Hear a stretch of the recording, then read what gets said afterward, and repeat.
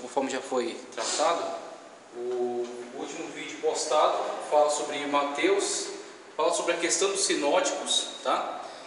Como é construída aquela questão dos sinóticos, a teoria das duas fontes, que explica a relação entre eles, né? O conteúdo compartilhado, chamado tradição tríplice, a tradição dupla, que é compartilhada só entre Mateus e Lucas, tá? E os conteúdos exclusivos entre Marcos e Mateus e entre Marcos e Lucas. Você já demonstrou nos gráficos ali, né? Isso aí, ficou bem demonstrado nos gráficos da questão das duas fontes. E aí a gente começou a tratar de evangelhos agora, primeiramente pelos sinóticos. Mateus, que é colocado como o primeiro evangelho dos sinóticos, tá ok? Principalmente dentro da questão de Mateus, o fato dele ser colocado como o primeiro evangelho é pela ponte que ele faz entre o Antigo Testamento e o Novo Testamento. Então isso é muito defendido por Agostinho na teologia dele, quando ele trata acerca dos evangelhos. Então a clara ponte que o evangelho de Mateus traça entre o Antigo e o Novo faz com que ele seja prioridade na questão de ser o primeiro dos evangelhos, que aí você termina a leitura do Antigo Testamento, você tem o conteúdo do Antigo Testamento, e Mateus vai fazer uma ligação entre o conteúdo do Antigo Testamento e o cumprimento do Novo, na vida de Cristo. Então ele nasceu em cumprimento da profecia de Isaías, na cidade de Belém, ele cresceu em Nazaré, ele se batizou por João Batista, ele viveu, ele morreu e ressuscitou. Então tudo aquilo que Mateus cita no seu evangelho, ele busca sempre uma conexão com o Antigo Testamento. Por isso que ele é uma ponte entre o Antigo e o Novo. O evangelho de Marcos, a gente viu através da teoria das duas fontes, que essa teoria contraria um pouco a teoria tradicional da igreja antiga, principalmente através de Agostinho, que dizia que os evangelhos têm uma interdependência, são uma sequência. Então a sequência que Agostinho propôs foi Mateus, Marcos e Lucas e João. E essa sequência que ele propôs prevaleceu de tal modo que se encontra nas nossas Bíblias. Por isso que as nossas Bíblias estão dessa forma: Mateus, Marcos, Lucas e João, por causa dessa tradição proposta por Agostinho. Ele dizia que Mateus escreveu o primeiro evangelho, Marcos resumiu e Lucas aproveitou os evangelhos de Mateus e Marcos na composição dele. É a teoria da dependência mútua, então cada um vai dependendo do outro. Nós vemos na abordagem acerca do evangelho de Marcos, e principalmente no estudo dos sinóticos, que essa teoria é questionada pela teoria das duas fontes, que mostra as interrelações entre eles e apresenta a tese de que o evangelho de Marcos é na verdade o primeiro evangelho. Ele tem o menor conteúdo e a forma como se relaciona com os demais evangelhos, com Mateus e Lucas, esses dois evangelhos sinóticos contém dentro de si quase a totalidade do evangelho de Marcos. Eles preservam quase a totalidade da narrativa de Marcos. E isso é explicado pelo fato de quando um evangelista entra em contato com o conteúdo produzido por outro evangelista, a postura mais esperada dele é em relação a conservar aquele conteúdo que ele recebeu, por ser um conteúdo sagrado, por ser um conteúdo santo. Então a atitude mais esperada dos evangelistas em relação ao recebimento de um outro conteúdo pronto é conservar a maior parte do seu conteúdo e acrescentar aquilo que eles acharem mais pertinente, que eles acharem que vão elucidar melhor ou fazer uma correção dos fatos, acrescentando mais eventos que eles têm conhecimento. Então por isso que Marcos é apresentado como o primeiro evangelho, porque ele é menor. Ele é o menor evangelho, e aí a teoria diz: Mateus tomou conhecimento do evangelho de Marcos e preservou, se eu não salvo engano aqui, 94% do conteúdo de Marcos está preservado em Mateus. Por quê? E acrescentou alguma coisa exclusiva dele, alguma coisa que ele preservou de Marcos, que somente ele preservou de Marcos, e o demais conteúdo que ele preservou do evangelho de Marcos. Então isso por quê? Porque ao Mateus receber o conteúdo do evangelho de Marcos, entendeu que deveria ser preservado e acrescentado alguma coisa a mais. Por isso que a teoria das duas fontes ela tem prevalecido no meio acadêmico, tá? E a teoria que a gente tem adotado. Então Marcos, evangelho de Marcos, de acordo com a teoria das duas fontes, esse é o primeiro evangelho. Preza pelo dinamismo e pela ênfase sobre os feitos poderosos de Cristo. Então a narrativa de Marcos está vinculada testemunho ocular chamada Pedro. Então não é o Evangelho que diz isso, é a Bíblia, mas sim a tradição. A tradição diz que o Evangelho de Marcos dependeu da narrativa da testemunha ocular chamada Pedro. Então tudo isso já tem no vídeo que foi postado. A gente só fez uma rememoração aqui acerca do tema principal, Jesus como servo de Deus. Ele omite a genealogia por causa da característica de servo que ele estava colocando no seu Evangelho. O Evangelho de Marcos basicamente dividido em duas partes importantes.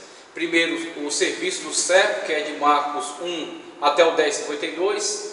Aí temos o capítulo 4, versículo 1 como exemplo disso, quando ele ensinava, ele instruía todas as pessoas, né, acerca do Evangelho. E a segunda parte, que é Marcos 11, 1 ao 16:20, final do Evangelho já, acerca do sacrifício do servo. Um é o serviço do servo, outro é o sacrifício do servo. Marcos 11, 1 ao 16:20, Jesus dando um grande brado, expirou, e o véu no templo se rasgou em dois, de alto a baixo, e o centurião que estava defronte dele, vendo que assim clamava, clamando expirada, disse: verdadeiramente este homem era o Filho de Deus. Então são características distintas nas duas partes do Evangelho de Marcos. Tá? Na continuação temos aí acerca dos testemunhos. A fonte dele é a pregação de Pedro. O autor é Marcos, que está trabalhando como amanuense do apóstolo. Tá? O apóstolo está narrando, ou ele está pregando, ensinando na igreja onde ele estava trabalhando. E Marcos estava recolhendo as narrativas e estava registrando tudo isso no Evangelho. As testemunhas que falam acerca desses fatos são Pápias, Irineu, Tertuliano, Clemente de Alexandria, Orígenes e Eusébio de Cesareia, que foi um dos maiores historiadores do cristianismo, depois do evangelista Lucas. Ok? Temos aí algumas dificuldades encontradas pela alta crítica textual com respeito a quem é este personagem chamado Marcos. E aí os textos do Evangelho os textos das cartas principalmente dão ao entender que é João Marcos, que estava associado a Paulo e depois a Pedro. Tá? A escatologia, o problema escatológico, que é um erro de interpretação da alta crítica textual, dizendo eles que Marcos estaria propondo uma volta de Cristo já para os dias dos apóstolos, o que na verdade é um erro de interpretação. O que Marcos estava tratando ali é acerca da ressurreição de Cristo e como ele apareceu para os apóstolos. Okay? Cristologia do Filho do Homem e apologética, a questão romana. Então Jesus apresentado como servo de Deus. E a questão romana é um questionamento levantado aí pela alta crítica textual, dizendo que o Evangelho de Marcos caracterizou Jesus daquela forma para evitar o choque com a tradição romana, que dizia que uma pessoa pendurada na cruz era maldita e jamais poderia servir de exemplo, jamais poderia servir de referencial. Então a alta crítica textual diz que Marcos tentou modificar essa ideia de Cristo e jogar toda a culpa da crucificação sobre os judeus. Só que isso na verdade é um exagero da alta crítica textual. Não são características que Marcos tenha buscado colocar no seu Evangelho. Na verdade o que Marcos fez foi citar os fatos tais como foi relatado por Pedro, e não foi omitido nem a questão da crucificação pelos romanos, nem a participação dos judeus neste evento. Então tudo foi relatado tal como aconteceu, e a questão em torno dos romanos foi resolvida através da pregação do Evangelho e o anúncio de Cristo como Deus, não somente como homem. Mas no Evangelho de Marcos ele é mais delineado na sua função de servo. Ok? Então são questões do Evangelho de Marcos que a gente está relembrando só. Propósito do Evangelho: preservar a tradição e dar ânimo aos cristãos. E aí a tradição diz que Marcos colheu os depoimentos de Pedro durante o ministério dele em Roma. Lembrando novamente, isso não é uma afirmação bíblica, isso é uma afirmação da tradição, mas é plausível, pode ser verdadeira. Então por isso que a tradição aponta o Evangelho de Marcos como um trabalho de ânimo, de incentivo aos cristãos que em breve seriam martirizados, em breve seriam intensamente perseguidos pelo governo romano. Local e data: Itália, aproximadamente de 40 e 50, é o primeiro dos evangelhos, conforme a teoria das duas fontes, que se mostra a mais plausível atualmente, tá? Então entre 40 e 50 depois de Cristo, o destinatário os gentios de Roma. Então, conforme vimos lá no vídeo passado, o Evangelho de Mateus tem uma característica mais voltada para os judeus. Ele tem hebraísmos, ele tem muitos usos e costumes judaicos, ele sempre faz referência a um texto do Antigo Testamento, ao cumprimento de uma profecia, apontar Jesus como Messias prometido, como filho de Davi. A própria genealogia de Cristo liga ele a uma linhagem de continuação genealógica com Davi.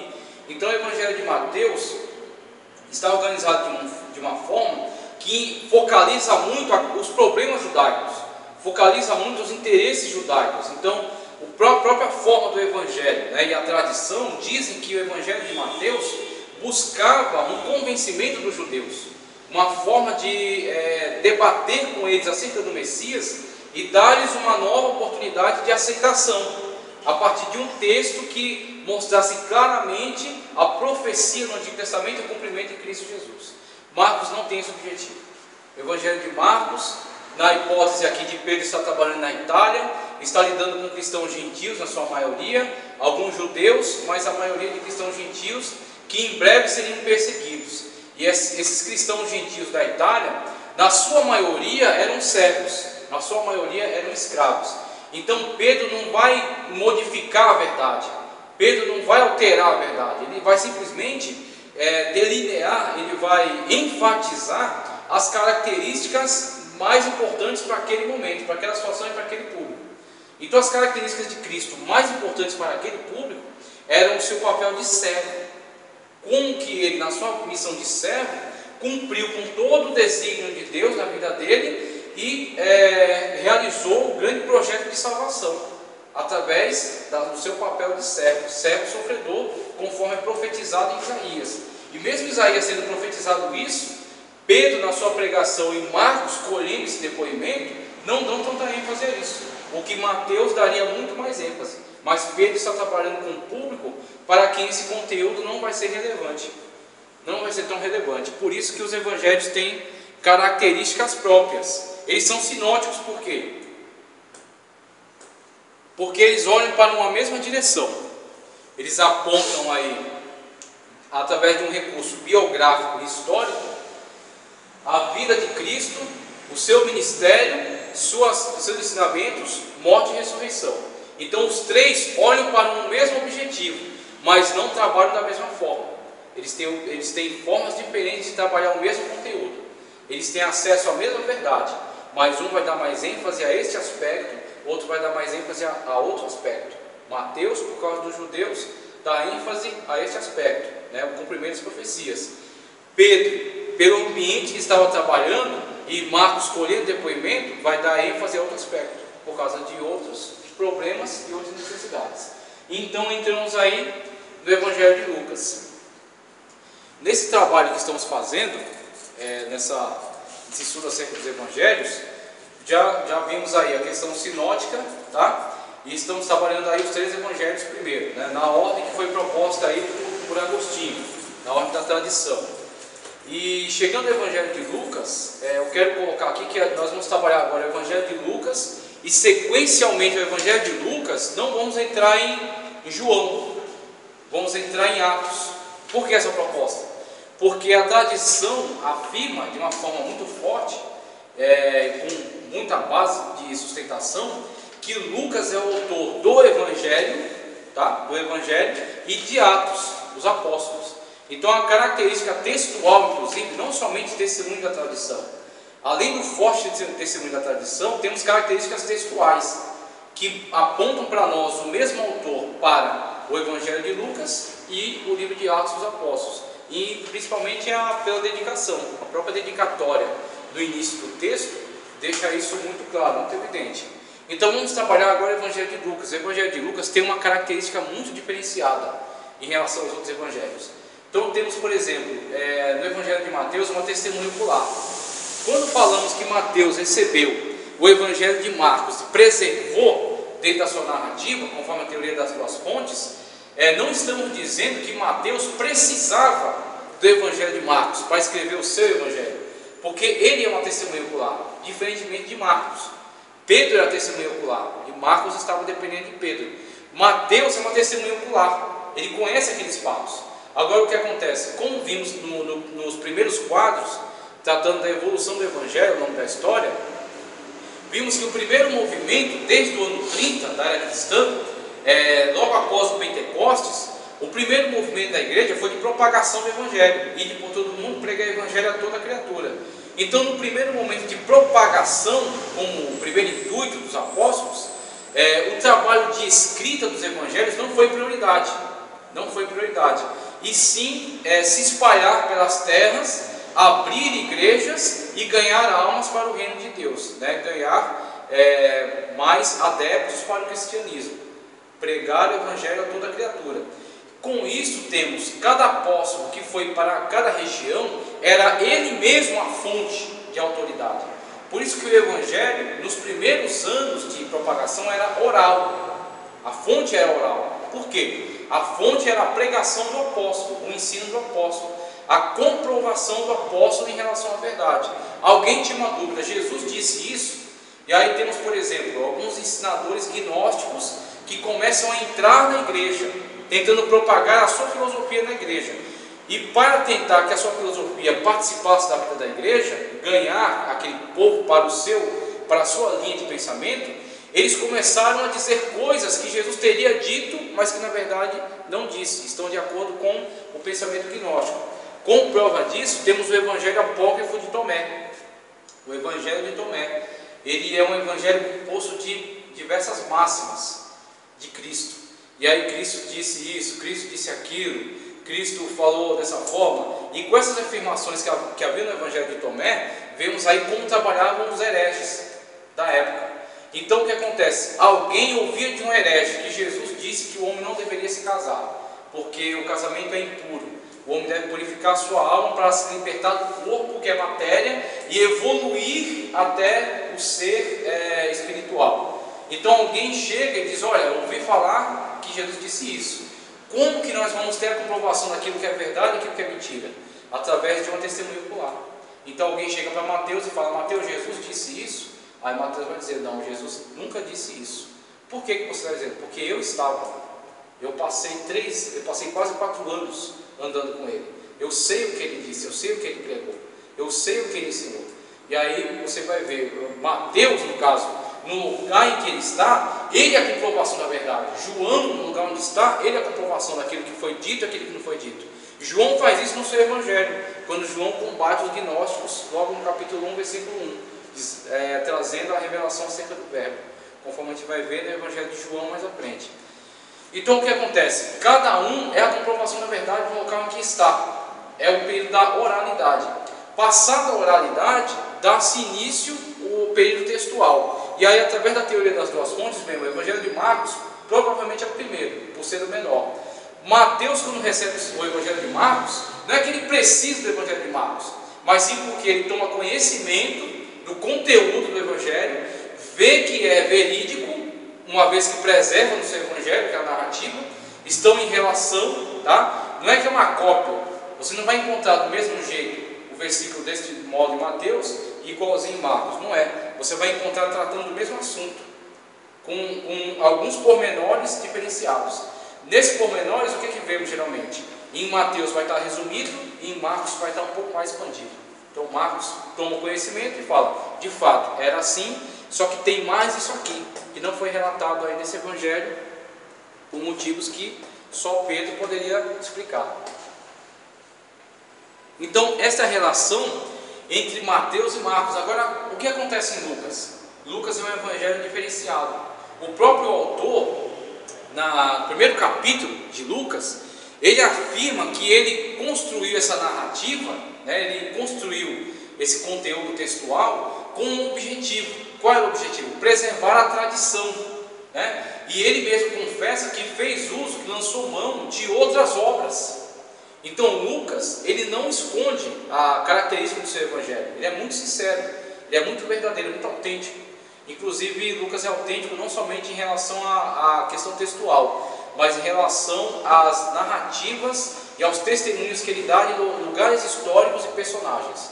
A arqueologia tem usado o Evangelho de Lucas e o livro de Atos dos Apóstolos como um guia para estudos arqueológicos. Isso nós vamos ver, por exemplo, acerca de, não sei se eu vou me lembrar agora do nome, é uma pessoa que estava associada a William, a Ball, a um teólogo chamado Ball, William Hansen, um grande estudioso que empreendeu algumas viagens pelas terras bíblicas para analisar o conteúdo do livro de Atos dos Apóstolos. E ele tinha um pressuposto já na mente. Ele entendia que aquele livro foi escrito muitos anos depois dos eventos. Foi, na verdade, uma construção artificial feita pela igreja. A igreja construiu aquele texto e atribuiu a Lucas, sendo que aquele texto não era de Lucas. E o objetivo era condensar as doutrinas que tinham na igreja. Então eles entendiam que havia uma doutrina de Pedro, havia uma doutrina de Paulo e outra de Tiago, que se diferenciavam muito, postulados teológicos diferentes na igreja e que iam dividir a igreja, rachar a igreja. E aí a teologia liberal disse que o livro de Atos foi escrito muito tempo depois, com o intuito de diminuir as arestas, com o intuito de condensar a fé cristã e evitar que a igreja se rachasse. Então William Hansen tomou um evangelho, tomou o conteúdo bíblico e partiu para as terras santas com o intuito não de investigar, mas com o intuito de provar que aquele livro estava errado em relação aos referenciais geográficos e aos referenciais históricos também dos personagens históricos. Então o que ele fez? Viajou pelas terras, ele tinha dinheiro, tinha grana e queria provar essa tese. Viajou pelas terras, conforme ele ia viajando pela ilha de Chipre, pela ilha de Malta, pelo território da Ásia, chamada antigamente Galácia, que hoje é a Turquia, pelas terras gregas, a Caia, a Tessalônica, por Roma, ele começou a ver que os referenciais presentes em Atos estavam exatamente de acordo com a verdade.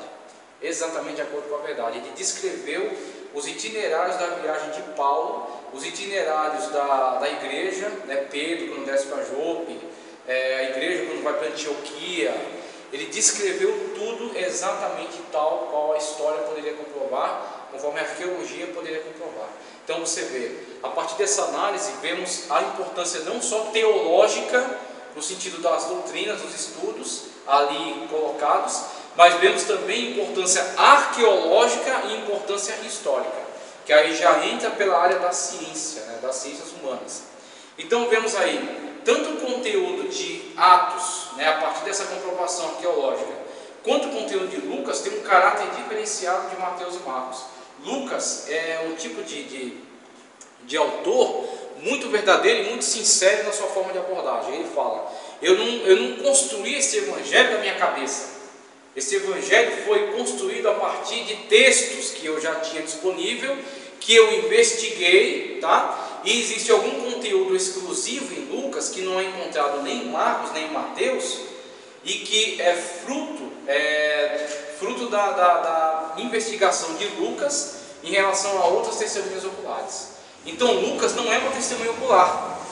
Lucas, chamado médico amado, é um companheiro dos apóstolos. Ele andou com os apóstolos, não com Cristo, Mateus e João andaram com Cristo.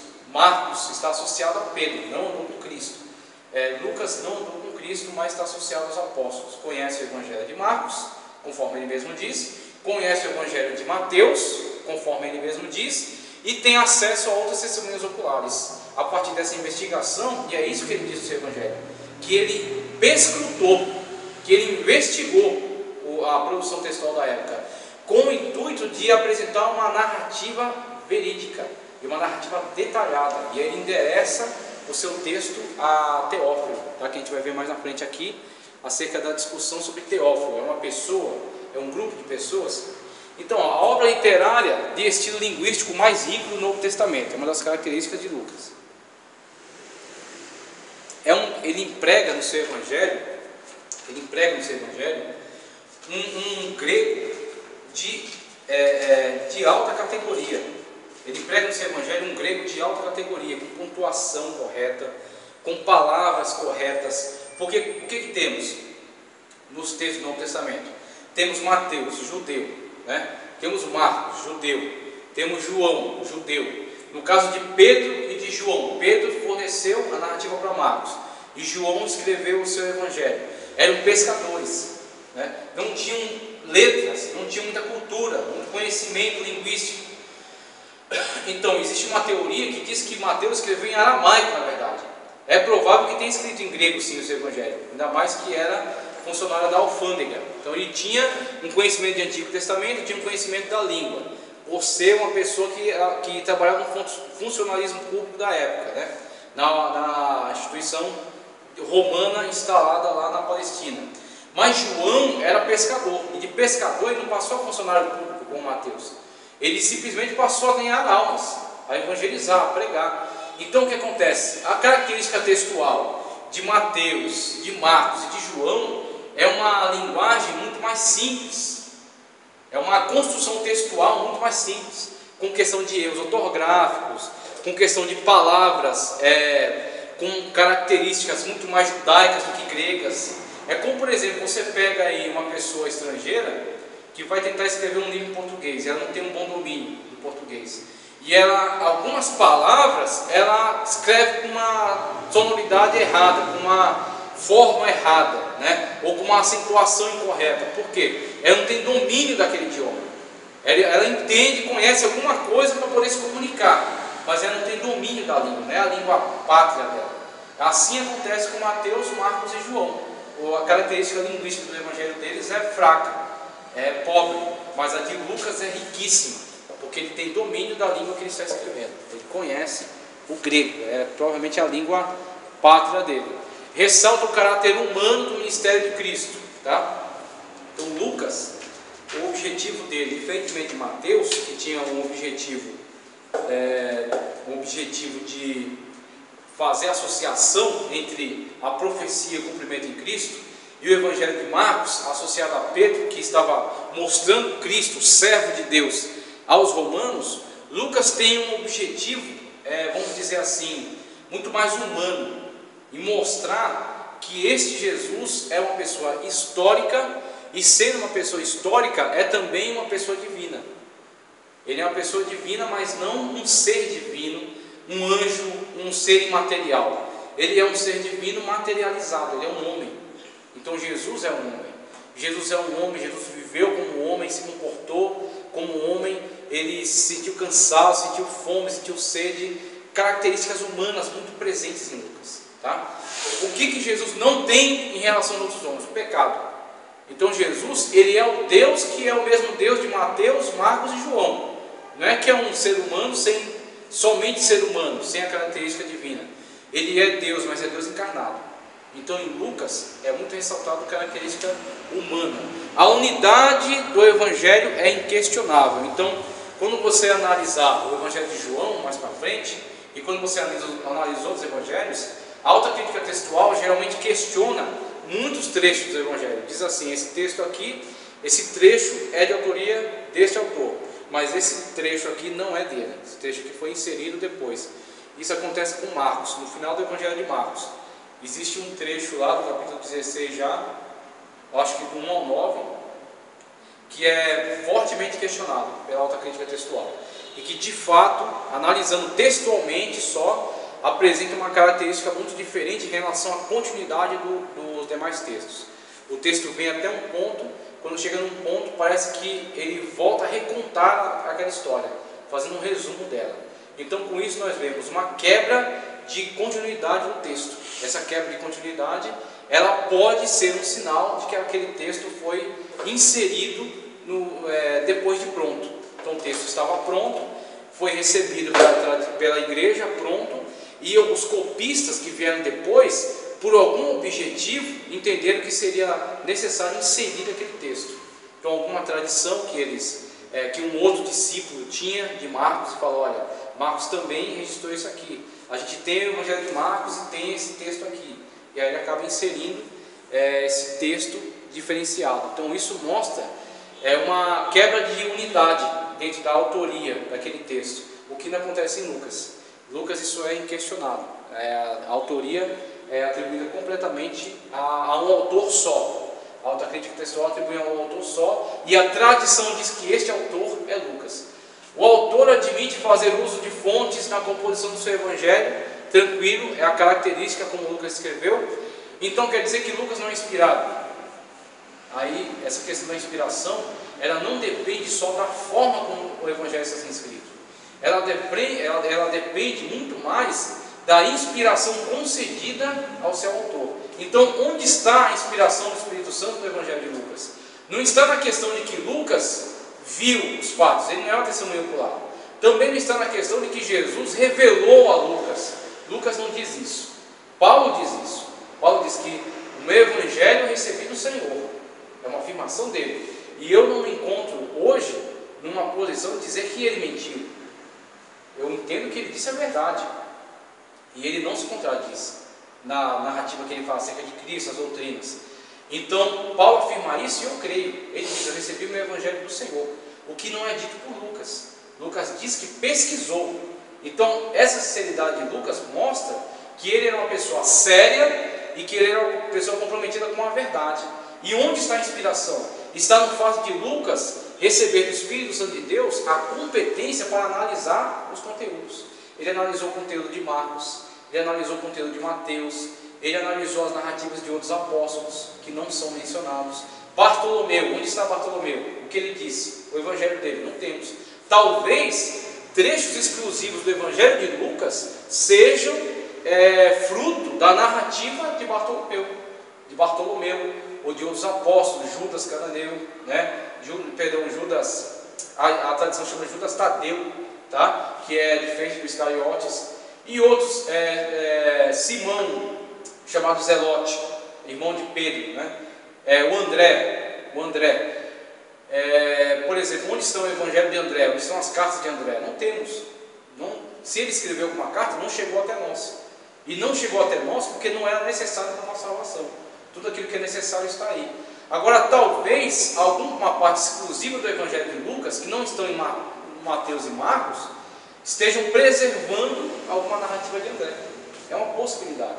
E Marcos cumpriu com foi essa ferramenta na mão do Espírito Santo de Deus. Essa ferramenta para preservar a verdade, preservar a tradição. Agora veja, em nenhum lugar do Evangelho ou de Atos o nome do autor é mencionado, mas o estilo metódico e clássico, bem como o testemunho dos antigos, afirma a autoria lucana. Então a tradição que falou acerca disso é uma tradição forte e compartilhada com autores de diferentes lugares e diferentes épocas, E até o fato de Lucas ser chamado o médico amado por Paulo, E essa característica dele, essa formação, essa cultura, essa erudição, nos mostra ser Lucas possivelmente o autor deste evangelho, a partir dessas características. Aí a gente vai ver, depois de vista a questão autoral, vamos ver um pouco sobre testemunhos acerca do conteúdo de Lucas. E aí vamos ver aqui fonte, por exemplo. Autor já vimos, fonte, objeções à autoria de Lucas. Vamos ver, voltar aqui um pouco primeiro. Tema principal, quem era Lucas?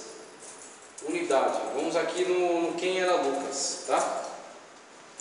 Provavelmente Lucas era um gentio, ou pelo menos um judeu helenista, podendo ter se convertido em Antioquia da Síria.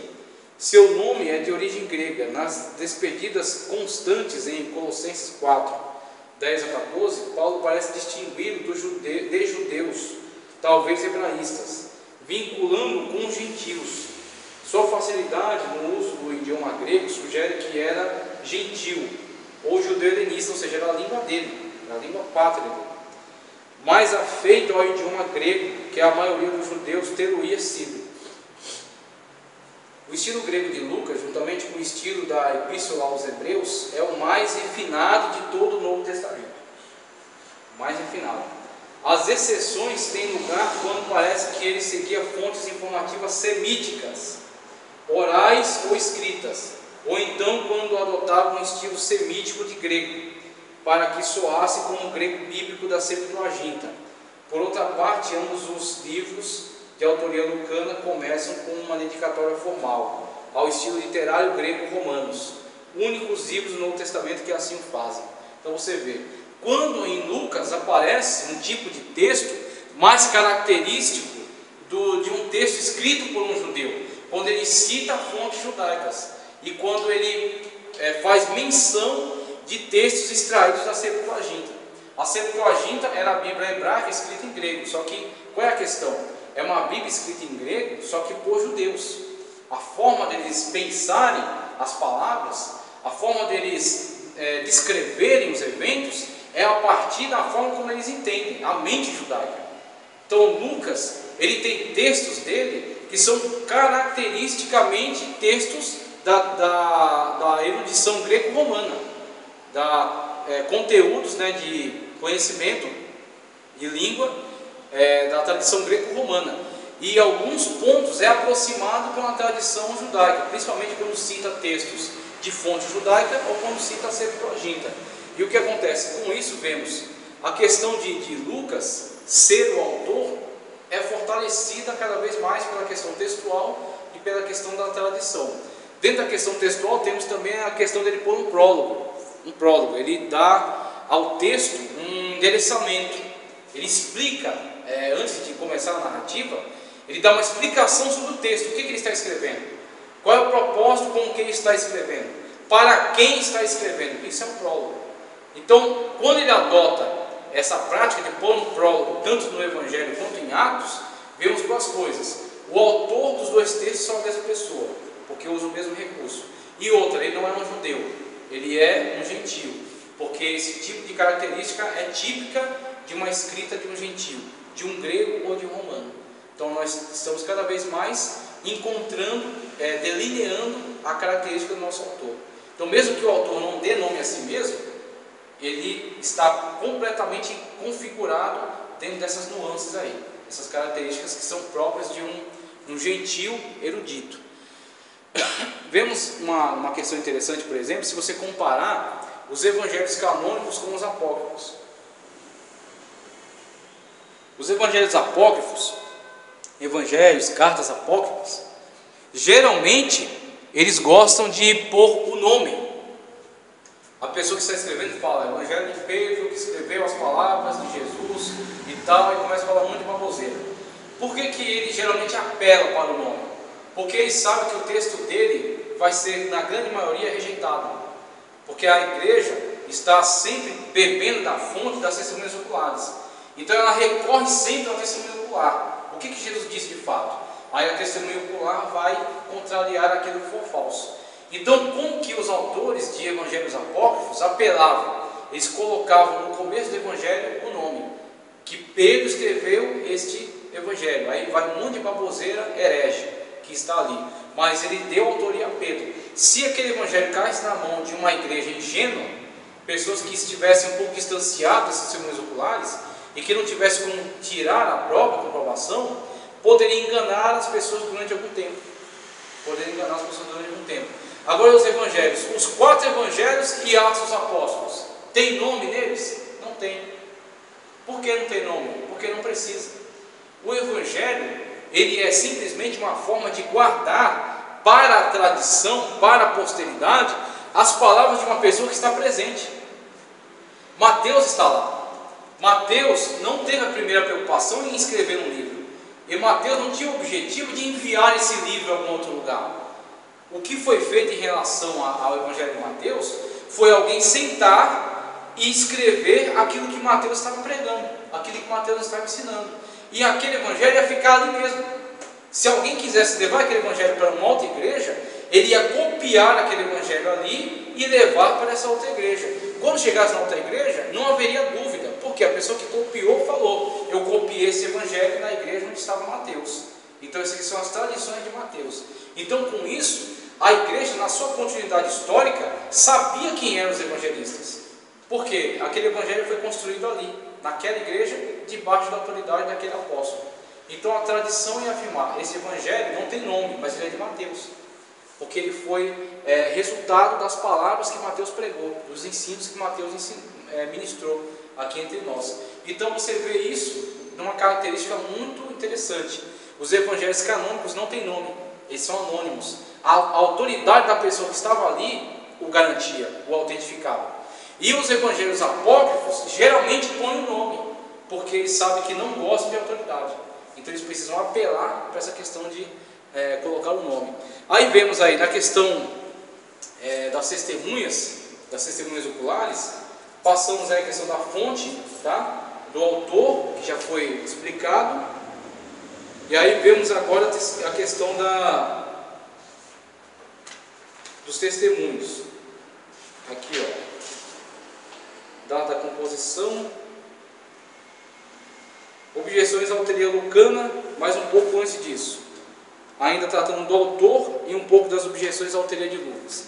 Então, dentre os testemunhos, o que temos da autoria de Lucas desse evangelho? Tá certo.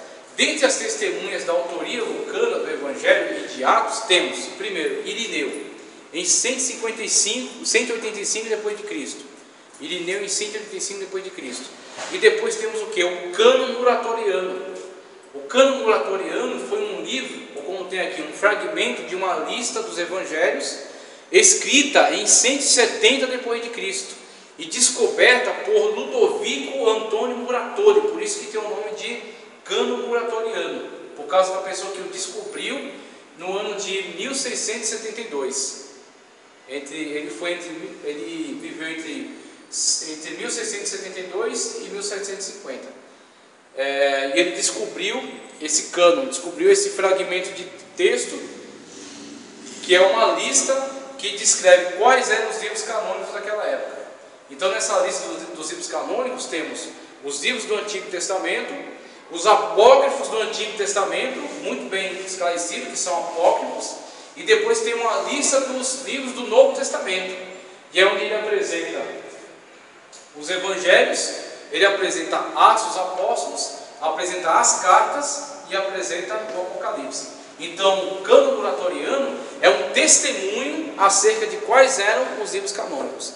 É um dos fragmentos de texto mais importantes para a questão do estudo acerca do cânon, do estudo do cânon, como o cânon se formou e a partir de quando surgiu o entendimento de que aqueles livros eram canônicos. Já muito cedo na história, em pelo menos 170 depois de Cristo, o cânon já estava fechado. Já havia uma definição muito clara de quais eram os livros canônicos. Aí você tem que entender que, por exemplo, Apocalipse foi escrito perto de 100. Apocalipse foi terminado perto de 100, por João, aquele que viveu, aquele que morreu por último, dentre as testemunhas oculares. Então, de 100 para 170, e outra coisa, 170 é a data que a paleontologia atribuiu ao texto. Está aqui o texto. Isso aqui é o Cânon Muratoriano, tá? É o Cânon Muratoriano. Ele é uma lista dos livros canônicos da época. Então, a paleontologia conseguiu datar de 170 depois de Cristo. Agora, ele possivelmente pode ter sido escrito até antes disso. E ele era uma lista que descrevia quais eram os livros canônicos, para que se fizesse uma distinção entre os canônicos e os apócrifos que tinham surgido.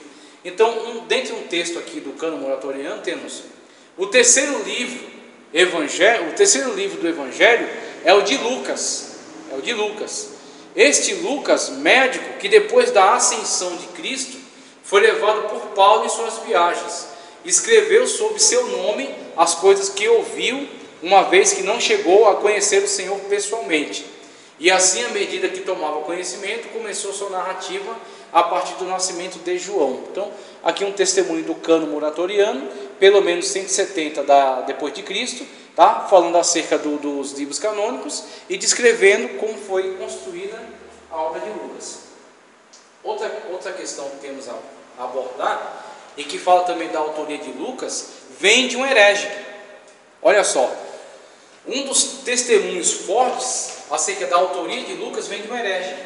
Quem é esse herege? Esse herege chama-se Marcion, viveu em 140 depois de Cristo. Um herege chamado Marcion, de uma seita docética, compôs um cânon do Novo Testamento que propunha expurgar tudo que tivesse conteúdo judaico.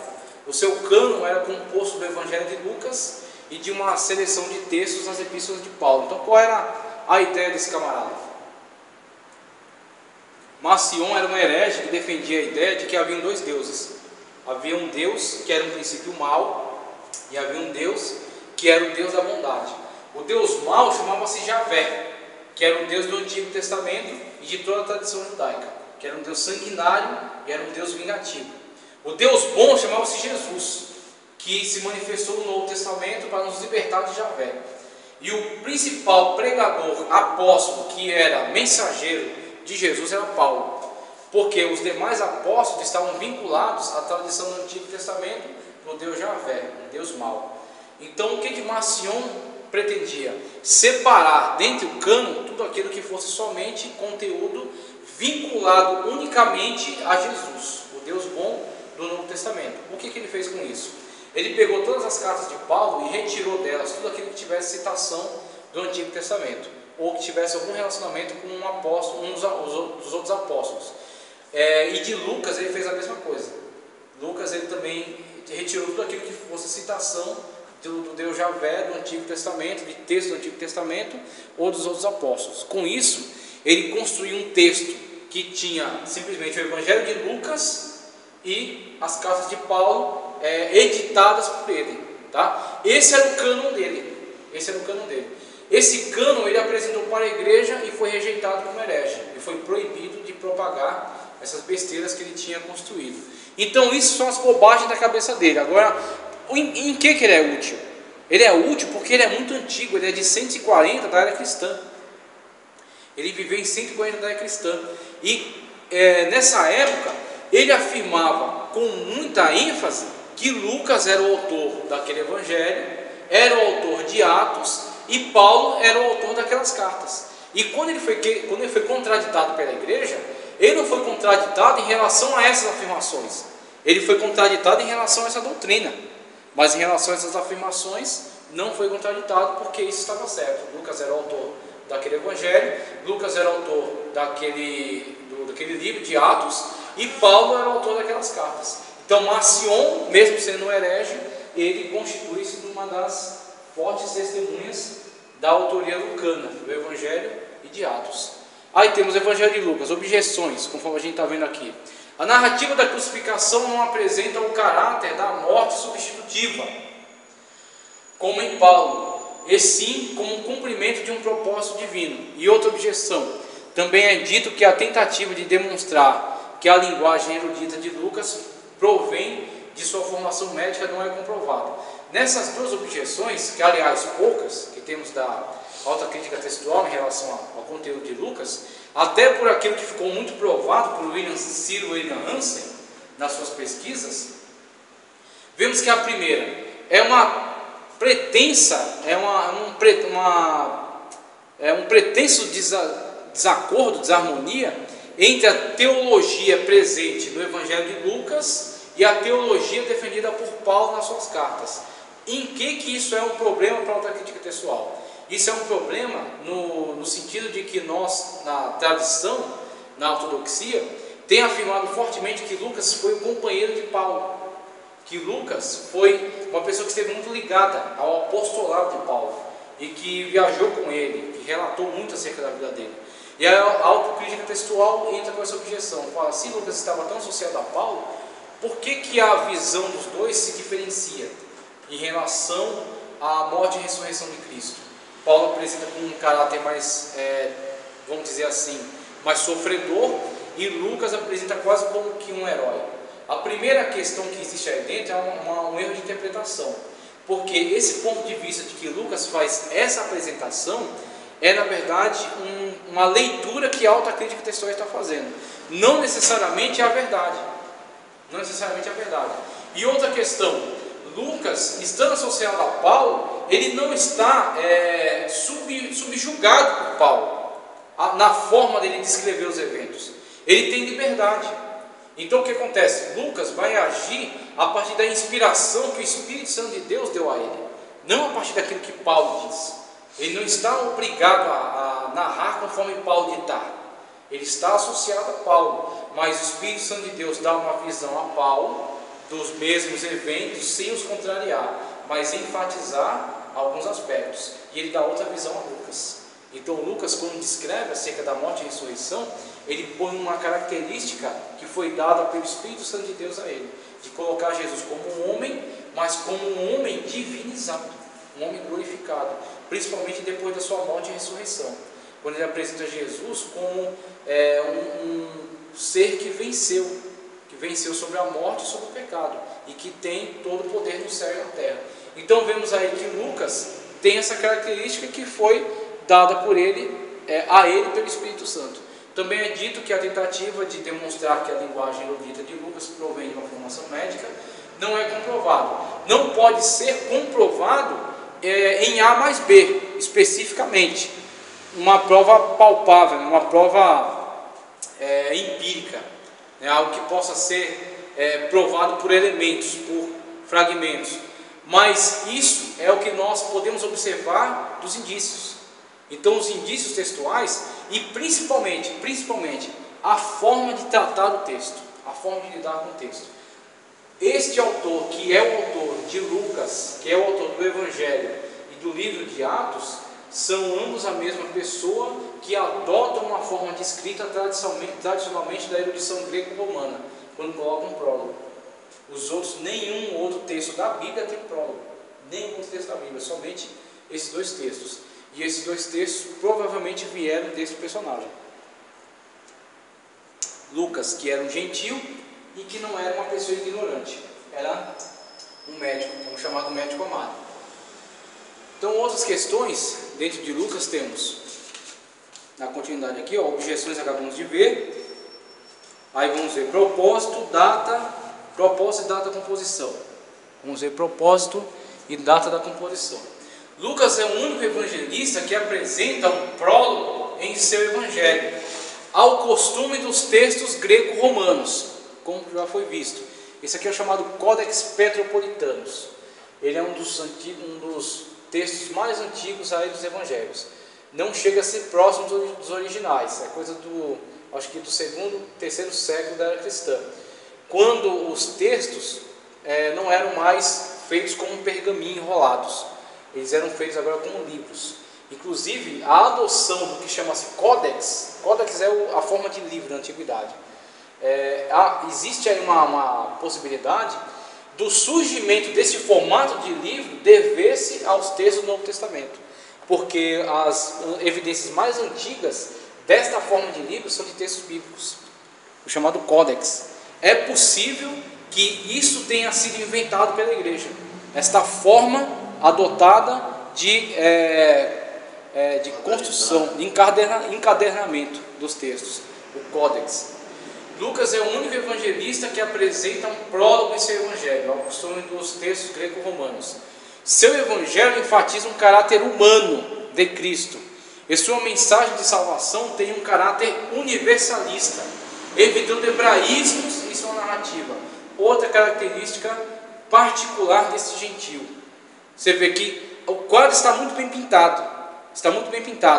É um gentil dentre os judeus. Os judeus que escrevem textos carregam na sua linguagem o hebraísmo. É um modo de falar. Pega um nordestino e coloca ele no meio de um monte de paulistas, paulistas típicos daqui, de tradição de origem italiana, origem europeia, alguma origem europeia. O modo de falar é distintivo. Você distingue o nordestino fácil. Por exemplo, pega um advogado lá, um advogado aqui. Sim, mesmo que os dois tenham formação alta. Não é uma questão de erro. Não é uma questão de erro de fala, como alguns ignorantes pensam. Mas é uma questão de característica regional, regionalismo. Regionalismo não é erro. Inclusive, erro não é regionalismo. Falar errado é falar errado, tanto para o paulista, quanto para o nordestino, quanto para qualquer um. É falar errado. Agora, regionalismo é um sotaque, ou o uso de algumas palavras que são típicas de lá, que não são típicas aqui. Então, o que acontece? Essa característica que a gente exemplificou é Lucas dentre os judeus que escreveram. Os judeus que escreveram textos bíblicos, diferenciando-se da característica singular do texto de Lucas. Lucas evita os hebraísmos na sua narrativa, somente quando ele está citando uma afirmação judaica. Aí ele se submete à forma de escrita judaica. Um texto da Septuaginta, por exemplo. E o caráter universalista. Mateus, muito voltado para os judeus, Pedro, muito voltado para aqueles cristãos romanos. João, muito voltado para debater a questão do Cristo divino humanizado também, o verbo divino encarnado, né?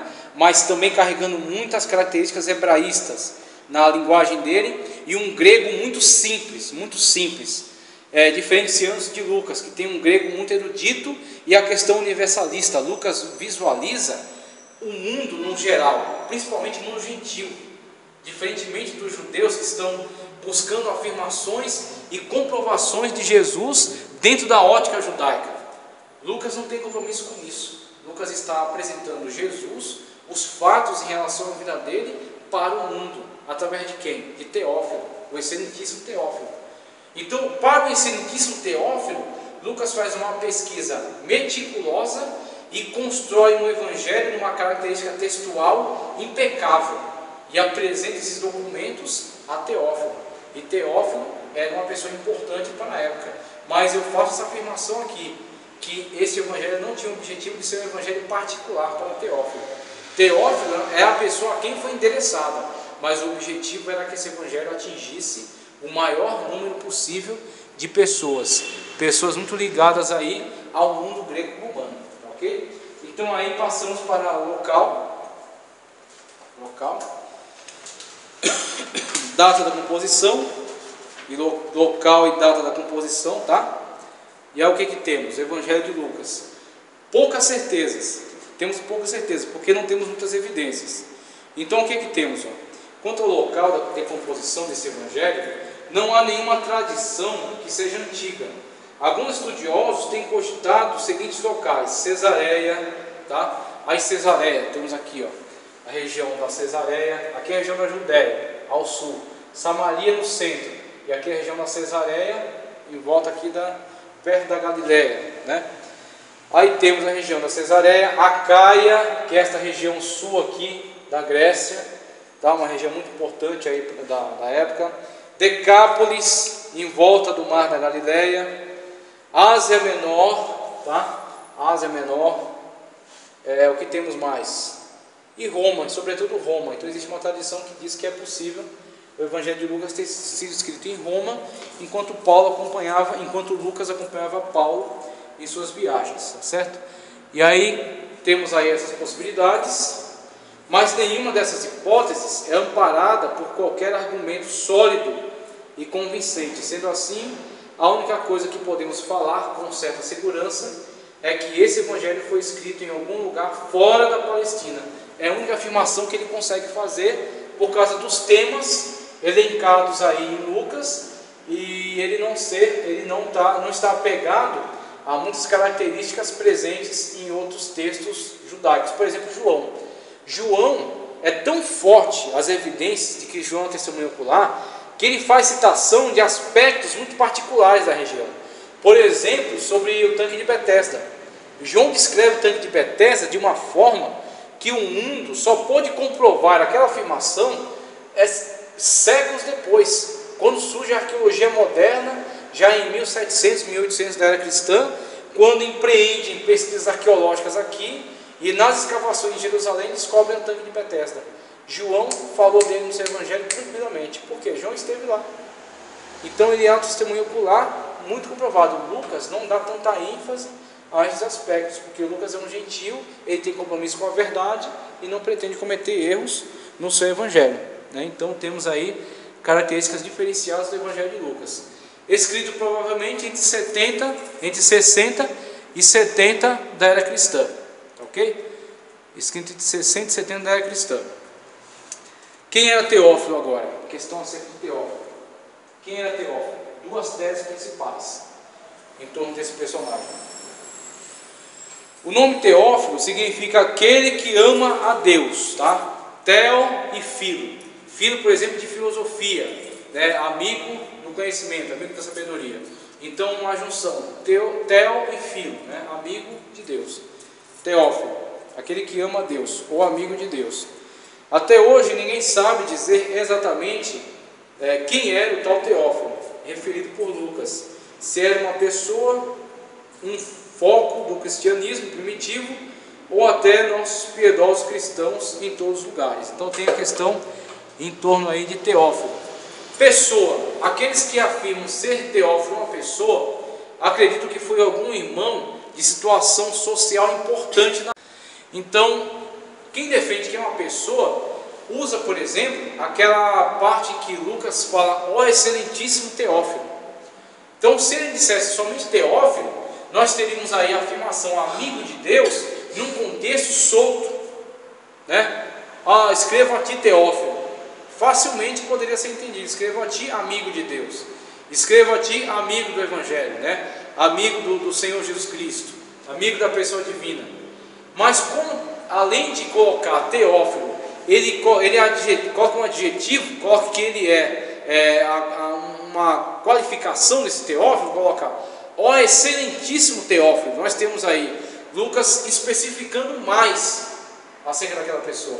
Ele não deixa aquela designação num aspecto geral, qualquer Teófilo, qualquer amigo de Deus. Ele fala que este Teófilo é alguém excelentíssimo, e ao usar essa forma de tratamento, não é à toa que ele usa isso. Isso na erudição greco-romana era uma forma de tratamento para alguém com uma posição social importante, relevante na sociedade. Então, com isso, temos que Teófilo possivelmente era uma pessoa importante no contexto greco-romano, ou uma pessoa da política, uma pessoa de posses, ou uma pessoa importante dentro do mundo grego, da filosofia, né, do conhecimento, e era uma pessoa de grande relevância para a época, possivelmente até o mecenas de Lucas. Alguém levanta essa teoria, que ele fosse o patrocinador de Lucas dentro do seu ministério, né? E o mais importante, era uma pessoa que estava vinculada ao cristianismo, de uma forma muito séria, uma pessoa vinculada ao cristianismo, uma pessoa para quem Lucas escreveu, e não somente escreveu, ele elaborou uma ampla pesquisa, tanto para a composição do Evangelho, quanto a gente vai ver na continuidade aqui, a composição de Atos dos Apóstolos, que é o primeiro histórico da igreja. Então Lucas, com isso, a gente pode levantar aqui essa hipótese. Lucas estava escrevendo alguém importante no contexto social, né? Alguém com condições de influência, de muita influência na época, e alguém em quem ele estava confiando para propagar esta mensagem, para ser o zelador desta verdade, né? Para cuidar dessa verdade, preservá-la.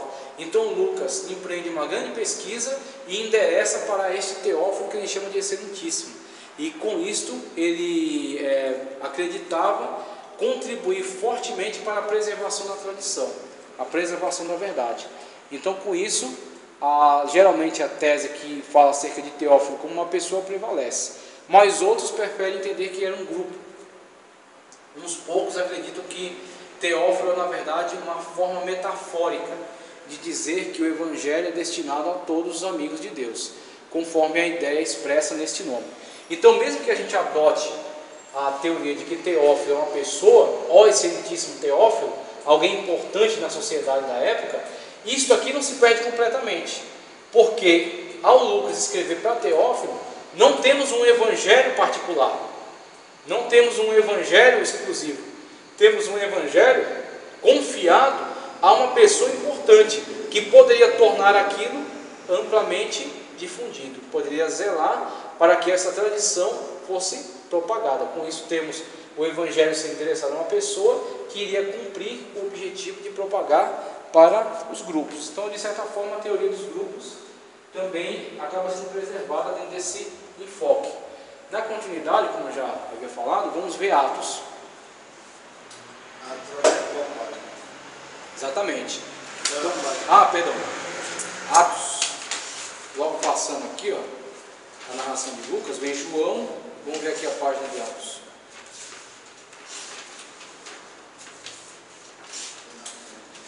Aqui, na minha, tá página 43. Dá uma olhadinha aí, página 43. Essa aí, né? Então, na página 43, temos aí a continuidade, né? Vamos pular momentaneamente o Evangelho de João, para poder pegar o livro de Atos, dar continuidade do Evangelho de Lucas, pelo fato de ser o mesmo autor e apresentar características muito semelhantes. Então, temos aí o livro de história por excelência do Novo Testamento, que descreve os eventos ocorridos entre 30 e 60 depois de Cristo. Então, a primeira coisa que temos que observar aqui é um fragmento antiquíssimo aqui do livro de Atos dos Apóstolos, tá? Um fragmento muito antigo de Atos dos Apóstolos, provavelmente aí do início do segundo século aí da era cristã. E aí temos a questão dos eventos. Existe uma distinção entre a época de escrita e a narrativa dos eventos. Então a época de escrita provavelmente foi um pouco depois disso aqui, né? Com certeza depois de 30, né? 30 é o início da propagação com a oralidade, né? A prevalência da oralidade dentro da difusão do Evangelho. Então 30 é o período da oralidade. Seguido ao ano de 30, temos aí o começo dos primeiros evangelhos. E aí vemos lá Marcos, né? Entre 60 e 70, né?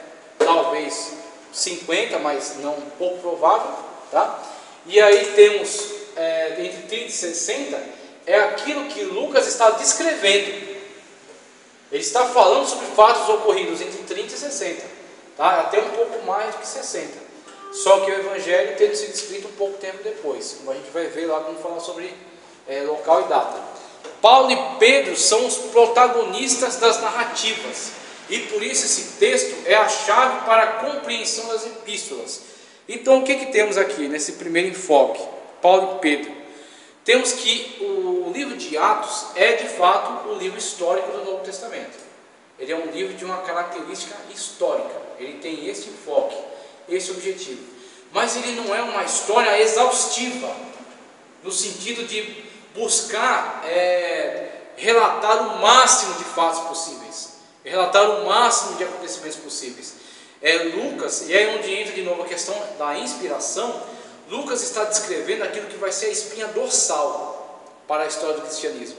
Nessa espinha dorsal nós vamos ter o desenvolvimento das principais doutrinas, e aí onde temos aí o documento de Jerusalém, que é exatamente o primeiro embate entre o evangelho de muitos gentios e o evangelho judaico, né? Com a questão da lei mosaica em baila ali, sendo discutida se a lei mosaica deve se impor ao mundo gentil, ou se o mundo gentil está vinculado somente à salvação em Cristo Jesus, Jesus como um único e suficiente Salvador, que é a verdade que prevalece para nós hoje. Isso está sendo construído, né, no primeiro século da era cristã. E isso, se não tivesse sido resolvido nesta época, até hoje as igrejas estariam transtornadas, divididas entre seguir a Cristo como um único e suficiente Salvador, ou ter Jesus mais vinculado a Moisés também. E aí, com essa definição que Atos dos Apóstolos passa para nós, vemos que a igreja ganha um norte, a igreja ganha uma definição doutrinária, num primeiro momento da história já. E essa definição doutrinária prevalece para nós até hoje. O que ao que os gentios estão vinculados? Estão vinculados à salvação unicamente através de Cristo Jesus. Então, você não pode ter idolatria, você tem que se abster da prostituição, como eles colocam lá, da carne sufocada, que era uma questão vinculada também a práticas judaicas, era uma questão mais apaziguadora, vamos colocar assim. Vamos impor isso para uma questão de comunhão, para que judeus e cristãos possam sentar na mesma mesa, né? Então, quer dizer, isso passa para nós como uma herança também das tradições judaicas, mas que são perfeitamente cabíveis dentro do nosso novo enfoque de vida, vivendo através da palavra e da doutrina de Cristo Jesus. Então, o que acontece? Com esse primeiro documento, colocado em Atos, temos a descrição da espinha dorsal doutrinária da igreja, que está principalmente em Paulo e em Pedro, também em Tiago, mas principalmente em Paulo e em Pedro, né? A igreja desenvolvendo-se a partir desses dois personagens. E aí temos o livro de Atos, de fato, é um livro histórico, mas não é uma história exaustiva. Como podemos comparar, por exemplo, com o livro História Eclesiástica de Eusébio de Cesareia. Eusébio de Cesareia, aqui temos um texto do primeiro século da era cristã, tá? O texto de Atos dos Apóstolos, a história descrita aí por esse autor, né? O autor Lucas. Em 325 teremos outro esforço de construção de uma história do cristianismo. em 325 da era cristã, empreendida por Eusébio de Cesareia. Não só por ele, teve outros historiadores também, mas o mais importante tem sido Eusébio de Cesareia. Eusébio de Cesareia, na sua descrição lá da história da época, aproveita tudo aquilo que foi narrado pelo conteúdo bíblico e também coloca ali na sua obra a tradição preservada pelas igrejas. Então as igrejas do Oriente, as igrejas do Ocidente, as igrejas de Alexandria, ele preserva as igrejas de Cesareia, as igrejas do Oriente, ele aproveita essa tradição juntamente com o conteúdo bíblico. Com isso a história eclesiástica de Eusébio de Cesareia é muito mais abrangente que a história descrita em Lucas, em Atos dos Apóstolos.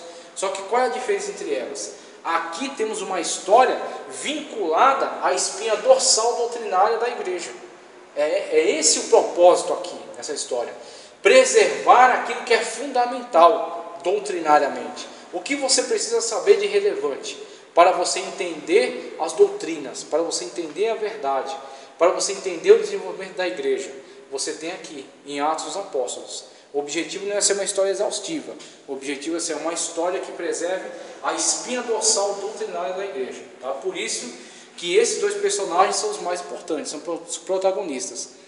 Paulo, ele é responsável, depois de Cristo, ele é o maior responsável doutrinário do Novo Testamento. O maior aspecto doutrinário do Novo Testamento é desenvolvido primeiro por Cristo e depois por Paulo. Tá? Então Paulo tem um peso, logo depois de Cristo, Paulo tem um peso gigantesco no Novo Testamento. Por isso, que Cristo encontrou pessoalmente. Exatamente, Cristo o encontrou pessoalmente, o chamou pessoalmente e entregou o Evangelho pessoalmente a ele. O incumbiu dessa tarefa. Além de Paulo ser bem poliglota, ser bem entendido. Poliglota, exatamente. Instruído, né? É isso aí. Gamaliel, foi criado ali no meio dos sábios. Maravilhoso. Aí Jesus entendeu ali que era a ferramenta necessária. Que é o que ele chama, né? Né? É isso aí. Que é o que ele chama. Né? Um vaso caro na mão dele, né? Então você vê aí. Se cristão combinasse com esse seguidor, para Jesus a visão é outra. Jesus não vê como. Jesus vê de uma forma especial. As pessoas veem os defeitos que elas são. Jesus vê aquilo que ela pode ser. Pode ser, aquilo que ela pode ser. Pode ser aproveitado. Exatamente. Tivesse... Hoje não é nada, agora não é nada, mas o que ele pode ser? E Jesus vê, Jesus sabe que ele virá a ser. A tendência do homem é a pessoa ser boa, porque se ele errar uma vez já condena. Né? Já o condena, já não há salvação para ele. Um erro só já cobre todas as qualidades. Exatamente, pois é. Não devia ser o contrário. A partir da ótica cristã, deveria ser de outra forma. A gente crê no milagre ou não? A gente crê na salvação ou não? A gente crê no perdão ou não? Se a gente crê no perdão, a gente tem que crer que as pessoas têm jeito. Que as pessoas têm solução, têm salvação.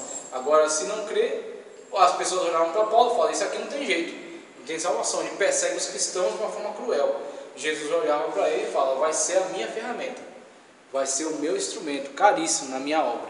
Pedro com Paulo não se batia muito bem não, né? Devido a... Houveram conflitos, né? Agora você vê no final... O que aconteceu muito interessante, o que aconteceu com Paulo aconteceu com Pedro. É isso aí. Pedro foi solto da prisão por Cristo. Isso mesmo. Paulo também foi solto, exatamente. Características muito... Você vê uma coisa impressionante no Evangelho. No Evangelho, pessoas com pontos de vista diferentes convivem. A verdade absoluta não está com Paulo e a verdade absoluta não está com Pedro, também como não está com Tiago, que é outra característica diferente também, mais próximo de Pedro, né? Mas você vê, a verdade absoluta não está nem com um nem com o outro, eles têm pontos divergentes, inclusive tiveram uma colisão, né, entre eles, né? Tiveram um desentendimento, quando Paulo fala que existiu apelo na cara, né, por causa da atitude que era reprovável. Quando Jesus intervir, dá um sonho a Pedro, né? A Pedro, exatamente. Eles estavam tentando conciliar algo irreconciliável, que é a tradição judaica e a nova realidade do Evangelho aos gentios. O que tinha que se fazer era abandonar o que era do passado, o que era velho, para entrar naquilo que é novo. Jesus falou que não se remenda pano velho com tecido novo, que senão arrebenta mais. Pedro devia ter sacado isso há tempo já. Jesus já me avisou disso aqui, que não vai dar certo. Não adianta você tentar preservar aquilo que já passou. aquilo que já é obsoleto. Você tem que entrar nessa nova realidade, que é a salvação em Cristo Jesus. Agora, Pedrão demorou para sacar isso. Então, Pedro, Aí Jesus teve que usar Paulo para mostrar para ele. Pedro andando com Jesus 3 anos, né? E Então. entendia que precisava buscar o Senhor. Jesus falou: Pedro, não pode velar comigo numa hora. Tal. É verdade. Paulo já era diferente. Paulo buscava em todo tempo. Né? Paulo ele buscava em todo tempo e estava pronto para a situação que viesse. Coisa, enfrentar o que viesse. Exatamente. Tinha os defeitos dele também, né? Tanto que ele fala do espinho, né? Esse espinho na carne. Mas a gente percebe aí a diferença também de formação. Né? Diferente de formação. Pedro foi brutalmente forte. É isso aí. Né? E Paulo foi mais refinado. Uma vida mais arcaica, mais simples, né? E Paulo teve uma vida mais sofisticada, assentado junto a um grande mestre Mais da época, racional. né? Você vê o posicionamento de Gamaliel ante o Sinédrio, você mostra a autoridade e você mostra a perspicácia dele, a interpretação que ele tinha sobre os fatos, né? Os cristãos, se eles são de Deus, eles permanecerão, e se vocês existirem, vocês vão se encontrar guerreando contra Deus. É de uma ousadia tremenda. Se alguém não tiver segurança do que está falando, nunca vai abrir a boca para falar uma coisa dessa,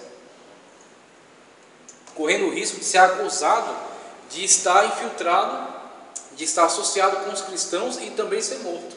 Mas ele teve coragem, ousadia, né, e teve segurança para dar esse parecer. E Paulo estava associado a ele, a um homem desse. Por isso que quando viu Pedro naquele joguete, né, de quando estava só com os gentios, ficava com todo mundo. Quando chegou os judeus, aí largava os gentios e ficava só com os judeus. Paulo viu naquela situação que ele não descia na goela dele. Ele foi, apontou e falou as coisas tais como são na cara. Igual os deputados que estão do lado do partido que está governando. Pois é. Está governando, eu estou do seu lado. Exatamente. Ali é um jogo terrível, né? Então o que acontece? O cristianismo, você vê que coisa perfeita. Existem visões diferentes aqui e aqui, ó, Paulo e Pedro. Mas isso não vai rachar a igreja por causa disso. Porque a verdade absoluta não está com Paulo e não está com Pedro. A verdade é Cristo Jesus, que prevalece sobre eles. Então você vê, mesmo com as diferenças entre eles pertencem ao mesmo Cristo. Eles têm o mesmo propósito: propagar não a palavra de Pedro, não a verdade de Paulo, propagar Cristo. Então quando eles entram em conflito, é porque eles entendem que estão ambos buscando a melhor forma de propagar o Evangelho. Eles estão buscando a melhor forma de alcançar o objetivo.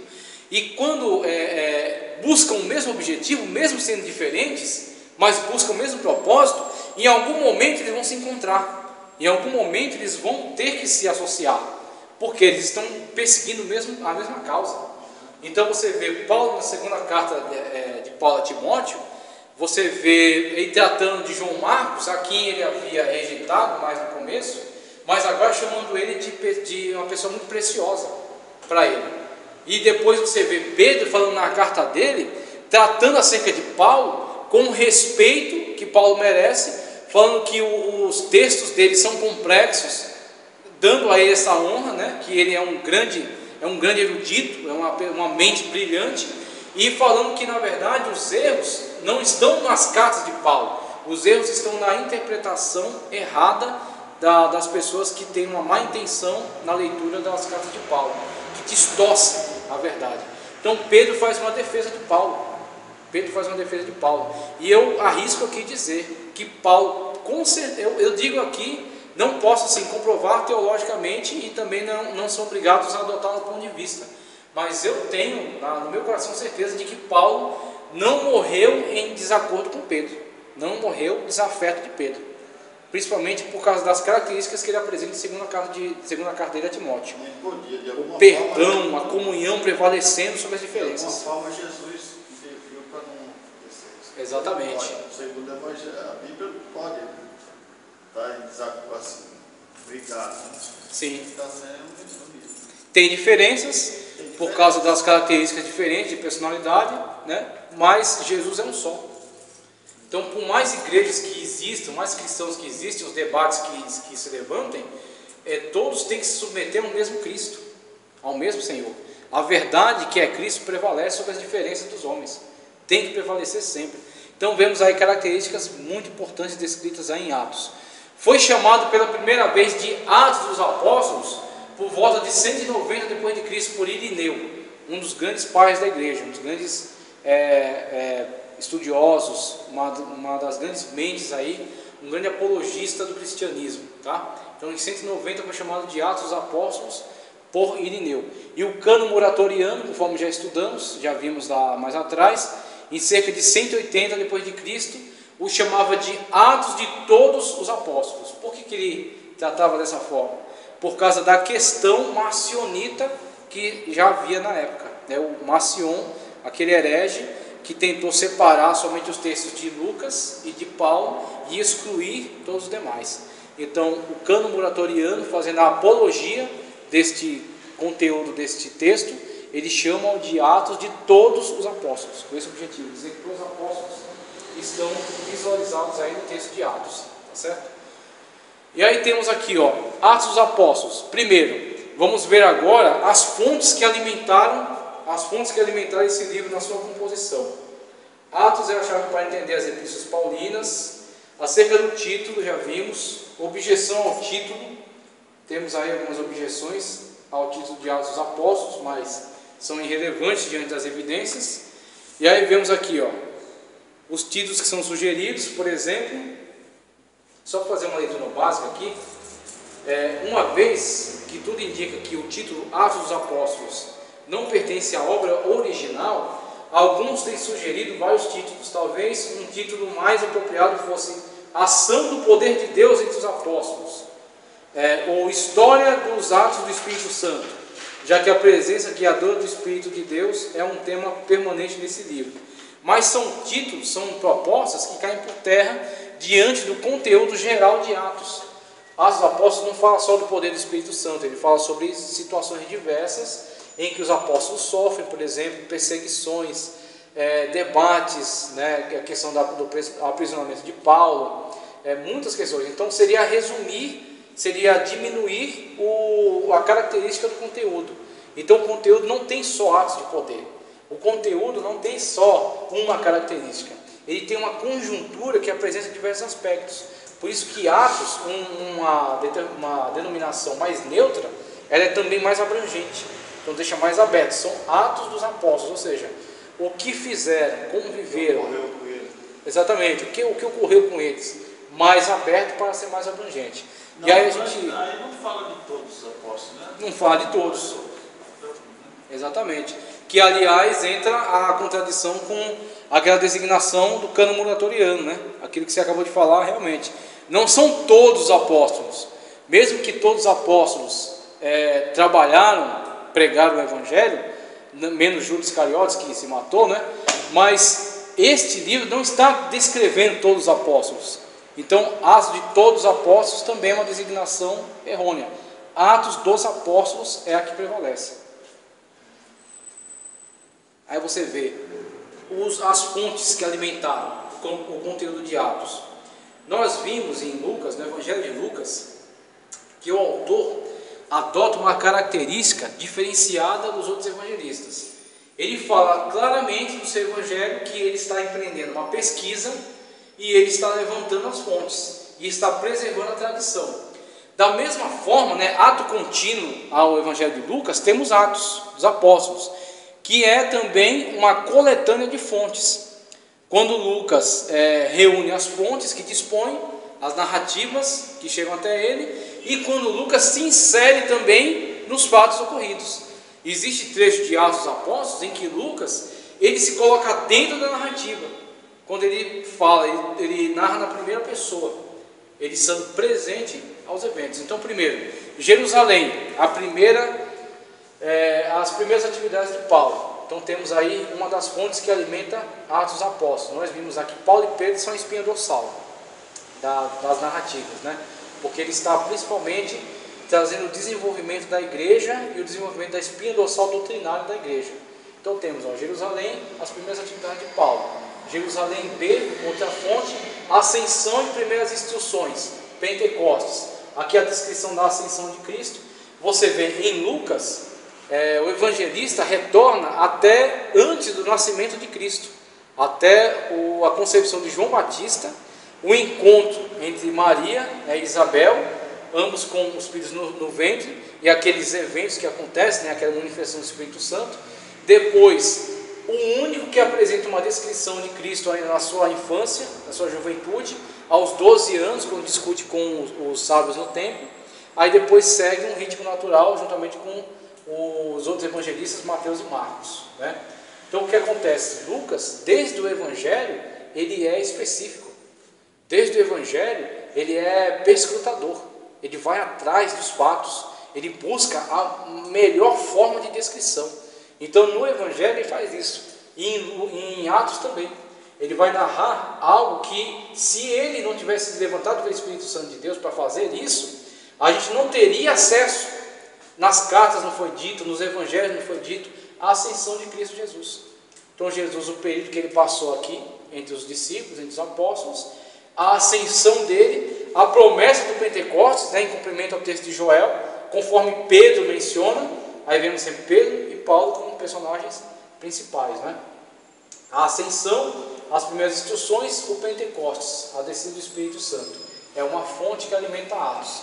Depois temos aquilo que ocorreu em Cesareia, acerca da vida de Filipe, que era um diácono, acerca de Pedro, né, quando Pedro desce, por exemplo, para Jope, quando ressuscita a Tabita, né, quando ressuscita Dorcas, aliás, quando Dorcas é ressuscitada através da intervenção, da oração de Pedro, a conversão de um gentio, Cornélio, que aliás é um fato dos mais importantes narrados em Atos, que mostra o conflito entre a tradição judaica e a nova realidade da graça, a graça de Cristo Jesus alcançando a todos, né? Veio para o que era seu, mas os seus não receberam, mas a todos. Nesse todos, quantos? Vemos a manifestação desta realidade.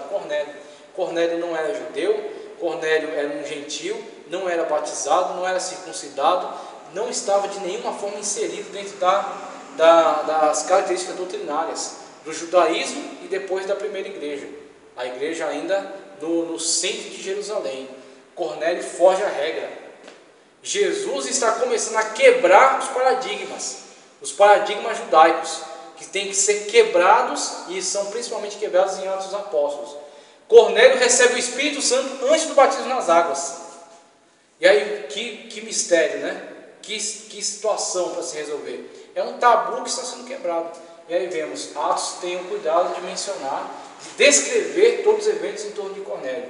A perseguição de Herodes com a matança dos primeiros apóstolos e a igreja se espalhando, iniciando a propagação. E aí temos aí a fonte informativa paulina, Atos 9, 1 ao 30. Aí temos a pessoa de Pedro, focalizada, centralizada aqui em Pentecostes. Quando Pentecostes vem, Pedro é quem é o porta-voz. É que assume. Exatamente, ele que dá a palavra da liderança. Então ele era um líder nato na igreja. Você vê como o evangelho, como a igreja, o cristianismo é extraordinário, é algo singular. Pedro é um líder nato, ele toma a frente, ele dá a palavra, né, da liderança, mas nem por isso ele era o presidente da igreja. Nem por isso ele era o presidente da igreja. Quem presidiu a igreja no concílio de Jerusalém foi Tiago. Quem deu a palavra final e o documento que determinava o que os gentios tinham que guardar enquanto comunhão com a igreja no geral, foi Tiago. Então você vê, Pedro era um líder nato, né, na hora do discurso, na hora do pronunciamento, mas Tiago era o presidente daquela igreja, a igreja de Jerusalém. E aí vemos agora Paulo entrando como uma fonte primordial aí para a propagação do cristianismo. Pedro foi o próprio Cristo que falou, não foi pedra, e sobre essa pedra ficaria a minha igreja. Exatamente. Aí então, Jesus esse Pentecostes, esse pronunciamento de Pedro ali foi fundado, foi edificada a igreja. Exatamente. Uma igreja de poder, né, que não temia a opressão, não temia nada. É isso aí. Lançar sobre os leões, podia fazer. Exatamente. Um poder sobrenatural para cumprir o chamado. Deus designou a Pedro que começou ali, depois exatamente. tem que ser dividido naturalmente. Nessa declaração mesmo, Jesus é a rocha. E Pedro é a pedra. Né? Então quer dizer, a igreja está fundada sobre a rocha. Só que Pedro é uma pedra fundamental. A pedra fundamental, né? Pedra fundamental, uma pedra importante. Então o que acontece? A igreja, ela tem essas personalidades que estão muito à frente dela, que estão demonstrando, que estão tomando a responsabilidade. Pedro, Paulo, né? Tiago muito menos, muito mais Paulo e Pedro. Pedro ali é o primeiro discurso, depois a fonte informativa paulina, Atos 9, 1 ao 30, muita descrição acerca de Paulo, acerca da obra realizada por ele. Antioquia, a descrição da primeira comunidade fora de Jerusalém, tá? Então a comunidade de Jerusalém, o início da igreja. Antioquia, a primeira comunidade gentílica, o nascimento de uma igreja gentílica, uma igreja fora do arraial do judaísmo.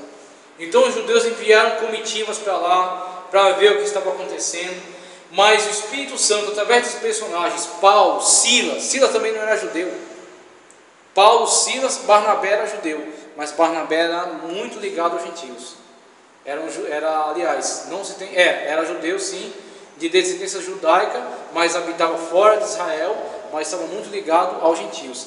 Então nasce aqui uma igreja gentílica e uma igreja missionária, a primeira sede missionária fora de Jerusalém.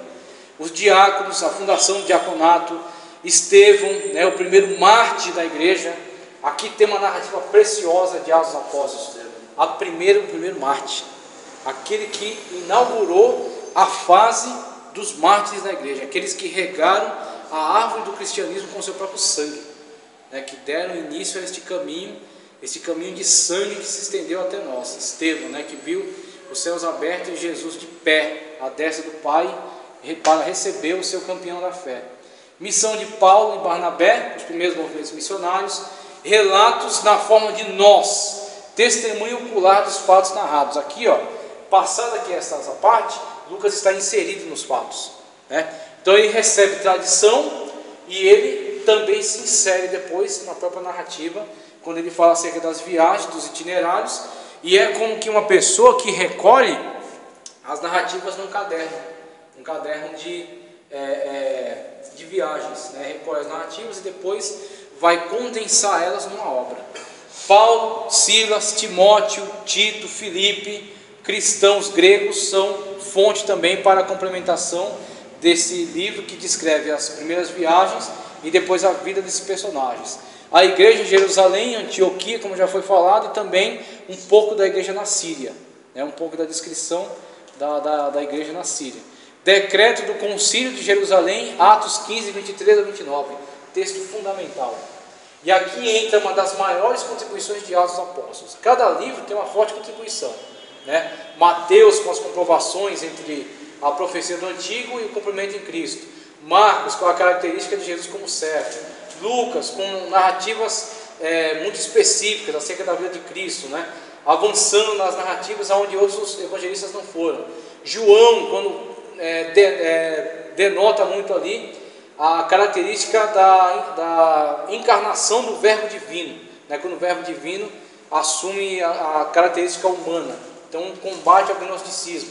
E Atos, creio eu que o decreto do Concílio de Jerusalém é um dos textos mais importantes aqui de Atos dos Apóstolos. É um texto regra, texto que vai reger a cristandade até o final, até o arrebatamento. E aí vemos alguns hereges que fogem aqui dessa determinação que foi dada a nós através de Atos dos Apóstolos, né? Vemos, por exemplo, aí adventistas do sétimo dia que tentam judaizar o povo de novo, né? Vemos aí testemunho de Jeová também que foge muito das características apresentadas pela doutrina central, a espinha dorsal doutrinária da igreja. Documentos em hebraico, aramaico e grego também alimentaram as fontes de Atos dos Apóstolos, né? Então finalizamos aí as diversas fontes que alimentaram a composição desta obra magna da história do cristianismo, Atos dos Apóstolos, tá certo? Na continuidade temos aí acerca do autor, vamos ver aqui, autor, página 44, né? Os pais da igreja, sim, pode falar? Essas imagens aí geralmente é da igreja católica. Isso, a gente é fornecido mais pela igreja católica. Por que toda imagem tem esse pessoal? Essa áurea aqui, essa auréola. Essa áurea, isso aqui observe na forma da mão. Até hoje sim, o padre usa isso aí.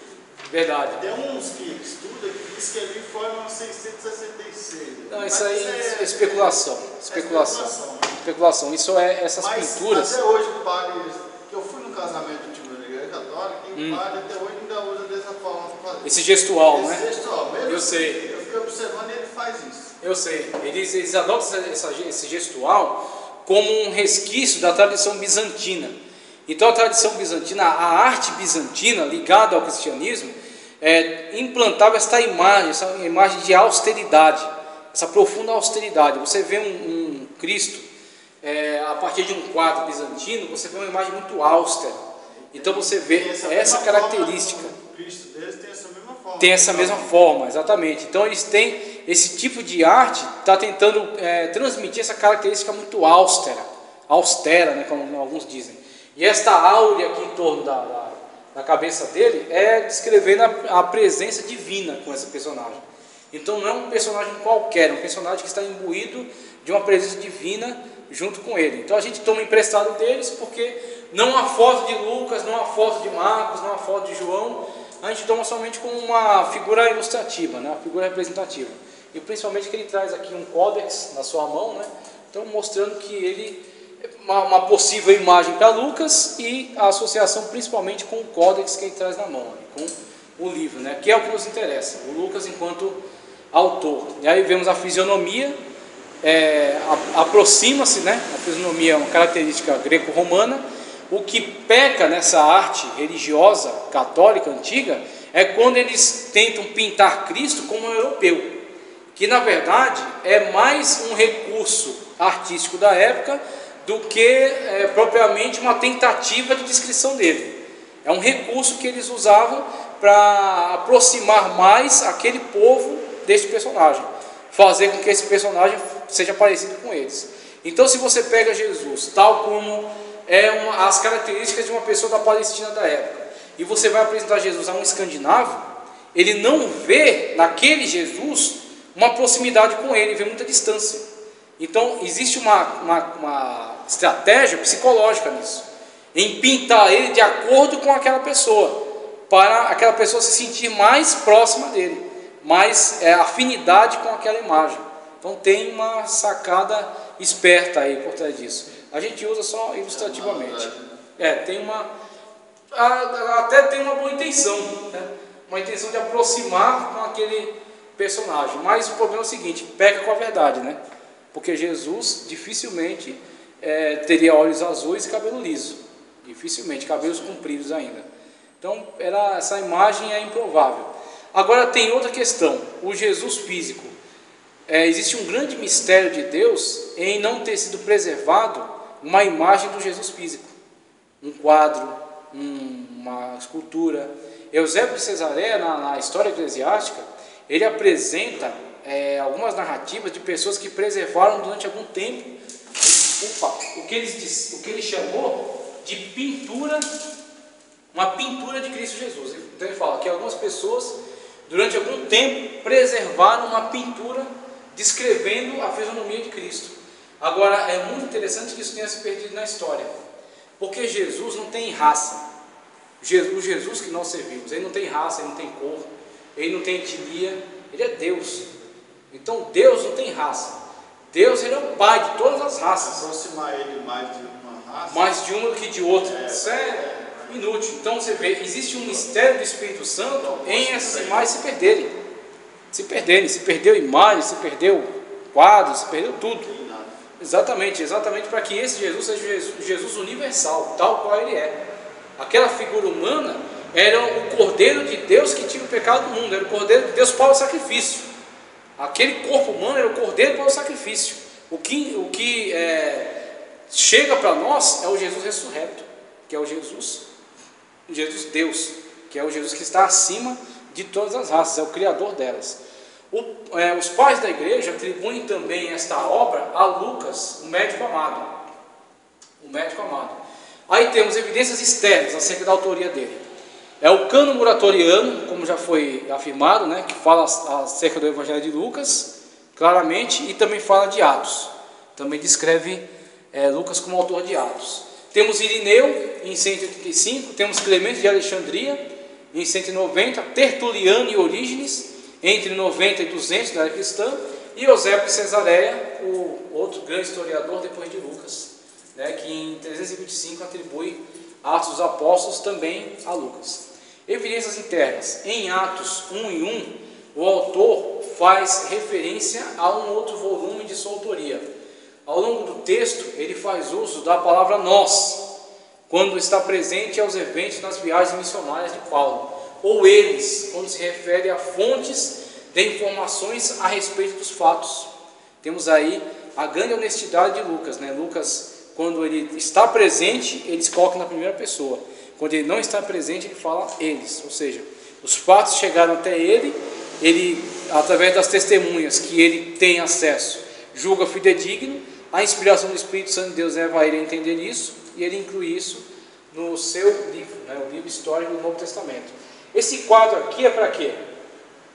Mostrar, denotar a universalidade desse texto, a universalidade, tanto em Lucas como em Atos agora. Os dois textos apresentam a característica universalista muito forte. Por exemplo, ao descrever o Pentecostes, as nações que estavam em contato no dia do Pentecostes.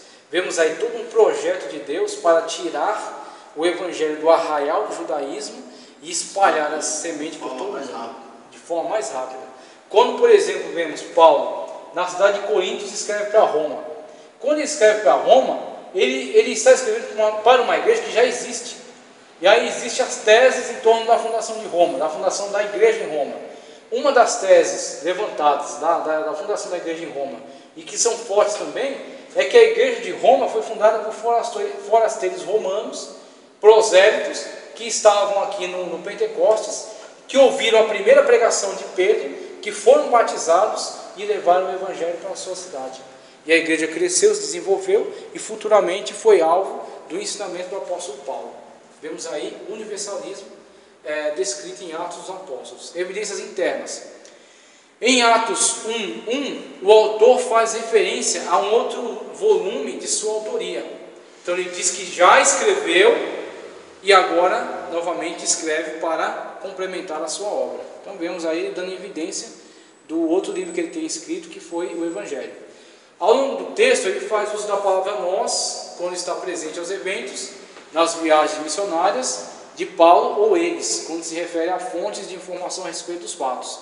Lucas e Atos constituem-se nas obras mais extensas do Novo Testamento, cobrindo 1/4 de sua extensão, tornando Lucas o autor de textos mais extensos, tendo sido compostas como uma obra unida e posteriormente sendo separadas para a inserção do Evangelho de João e vindo a constituir o elo, coloquei aqui o elo, mas errado, o elo de ligação entre os evangelhos e a coleção de epístolas. Então, na constituição dos textos sagrados, temos alguns conjuntos, os evangelhos e as cartas.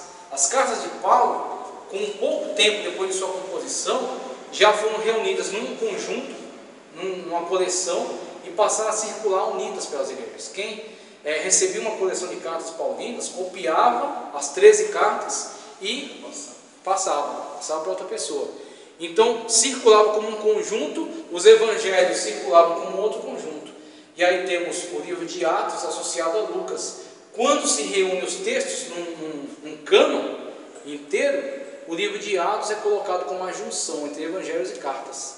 E aí temos o livro de Atos deslocado, separado de Lucas, insere-se João, temos 3 sinóticos, João, Atos. Atos vai fazer a ligação entre os evangelhos e as cartas. E aí com isso temos uma sequência lógica na leitura. Evangelhos, livro de história do cristianismo, Atos, e depois cartas, descrição doutrinária e fechando com Apocalipse. Tá?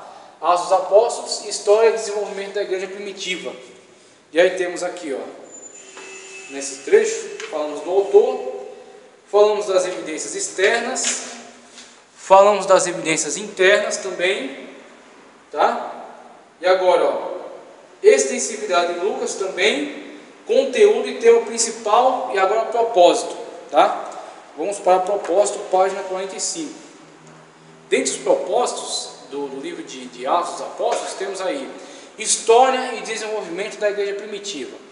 No objetivo de traçar a história e o desenvolvimento da igreja, ele elencou 2 personagens principais, como nós vimos já, a espinha dorsal doutrinária do cristianismo, da igreja, Paulo e Pedro. Pedro, ele teve alguma atuação missionária, mas muito menor do que a de Paulo. Paulo teve uma atuação missionária extensa, e principalmente voltada para os gentios.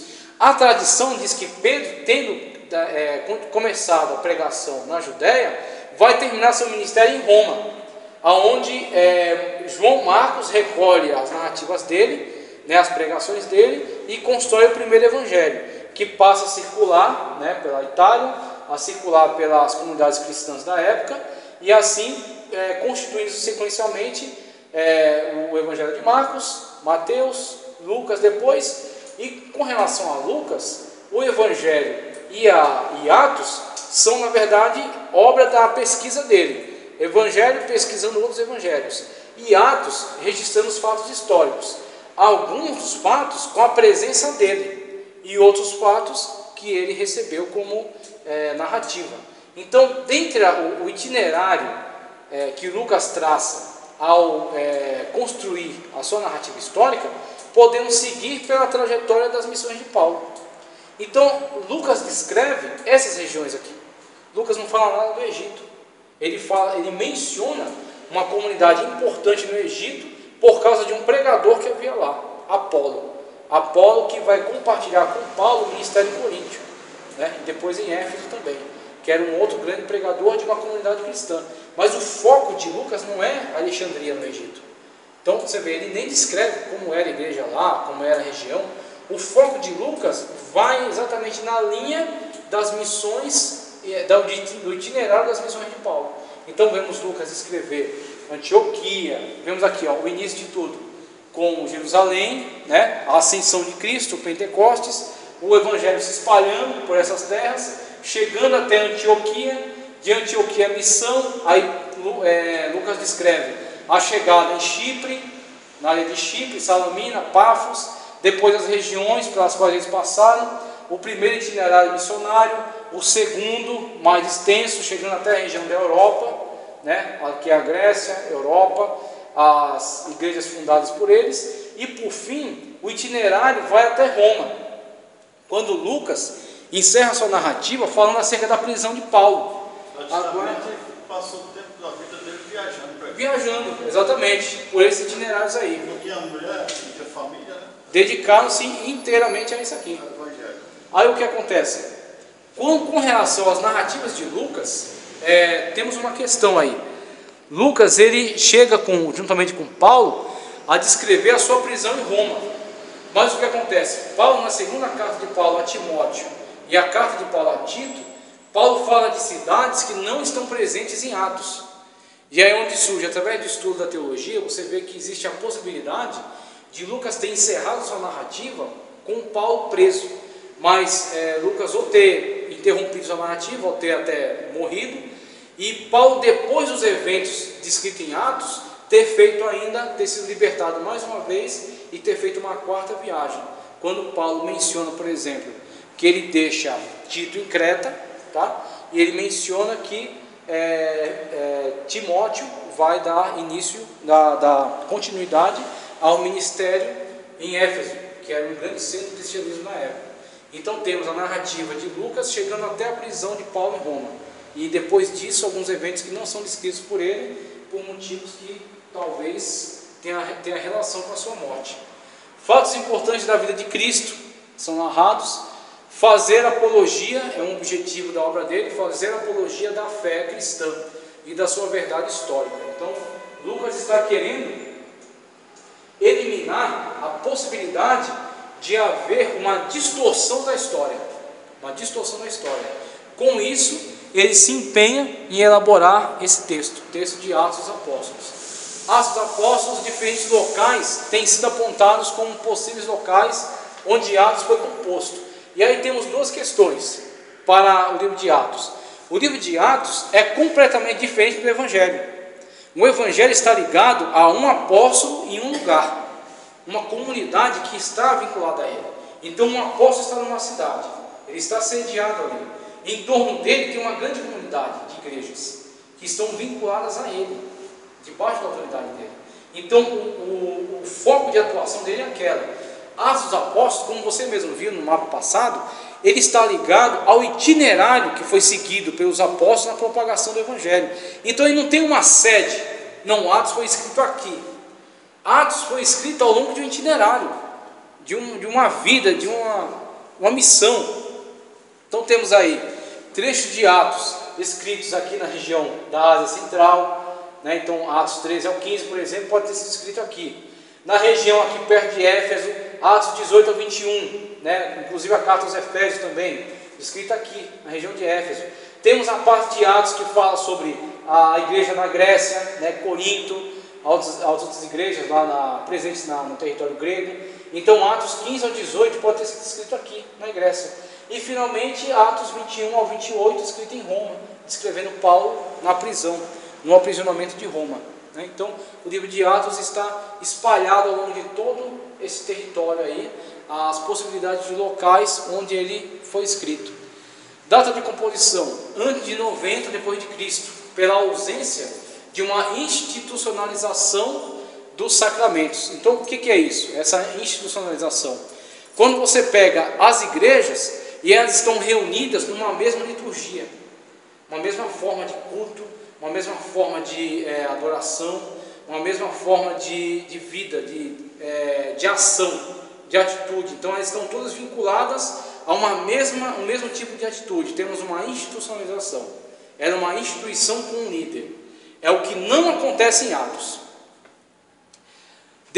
Logo depois do primeiro século, quando vem Clemente de Alexandria, vem os primeiros pais da igreja, vemos a igreja unificada, com fortes lideranças.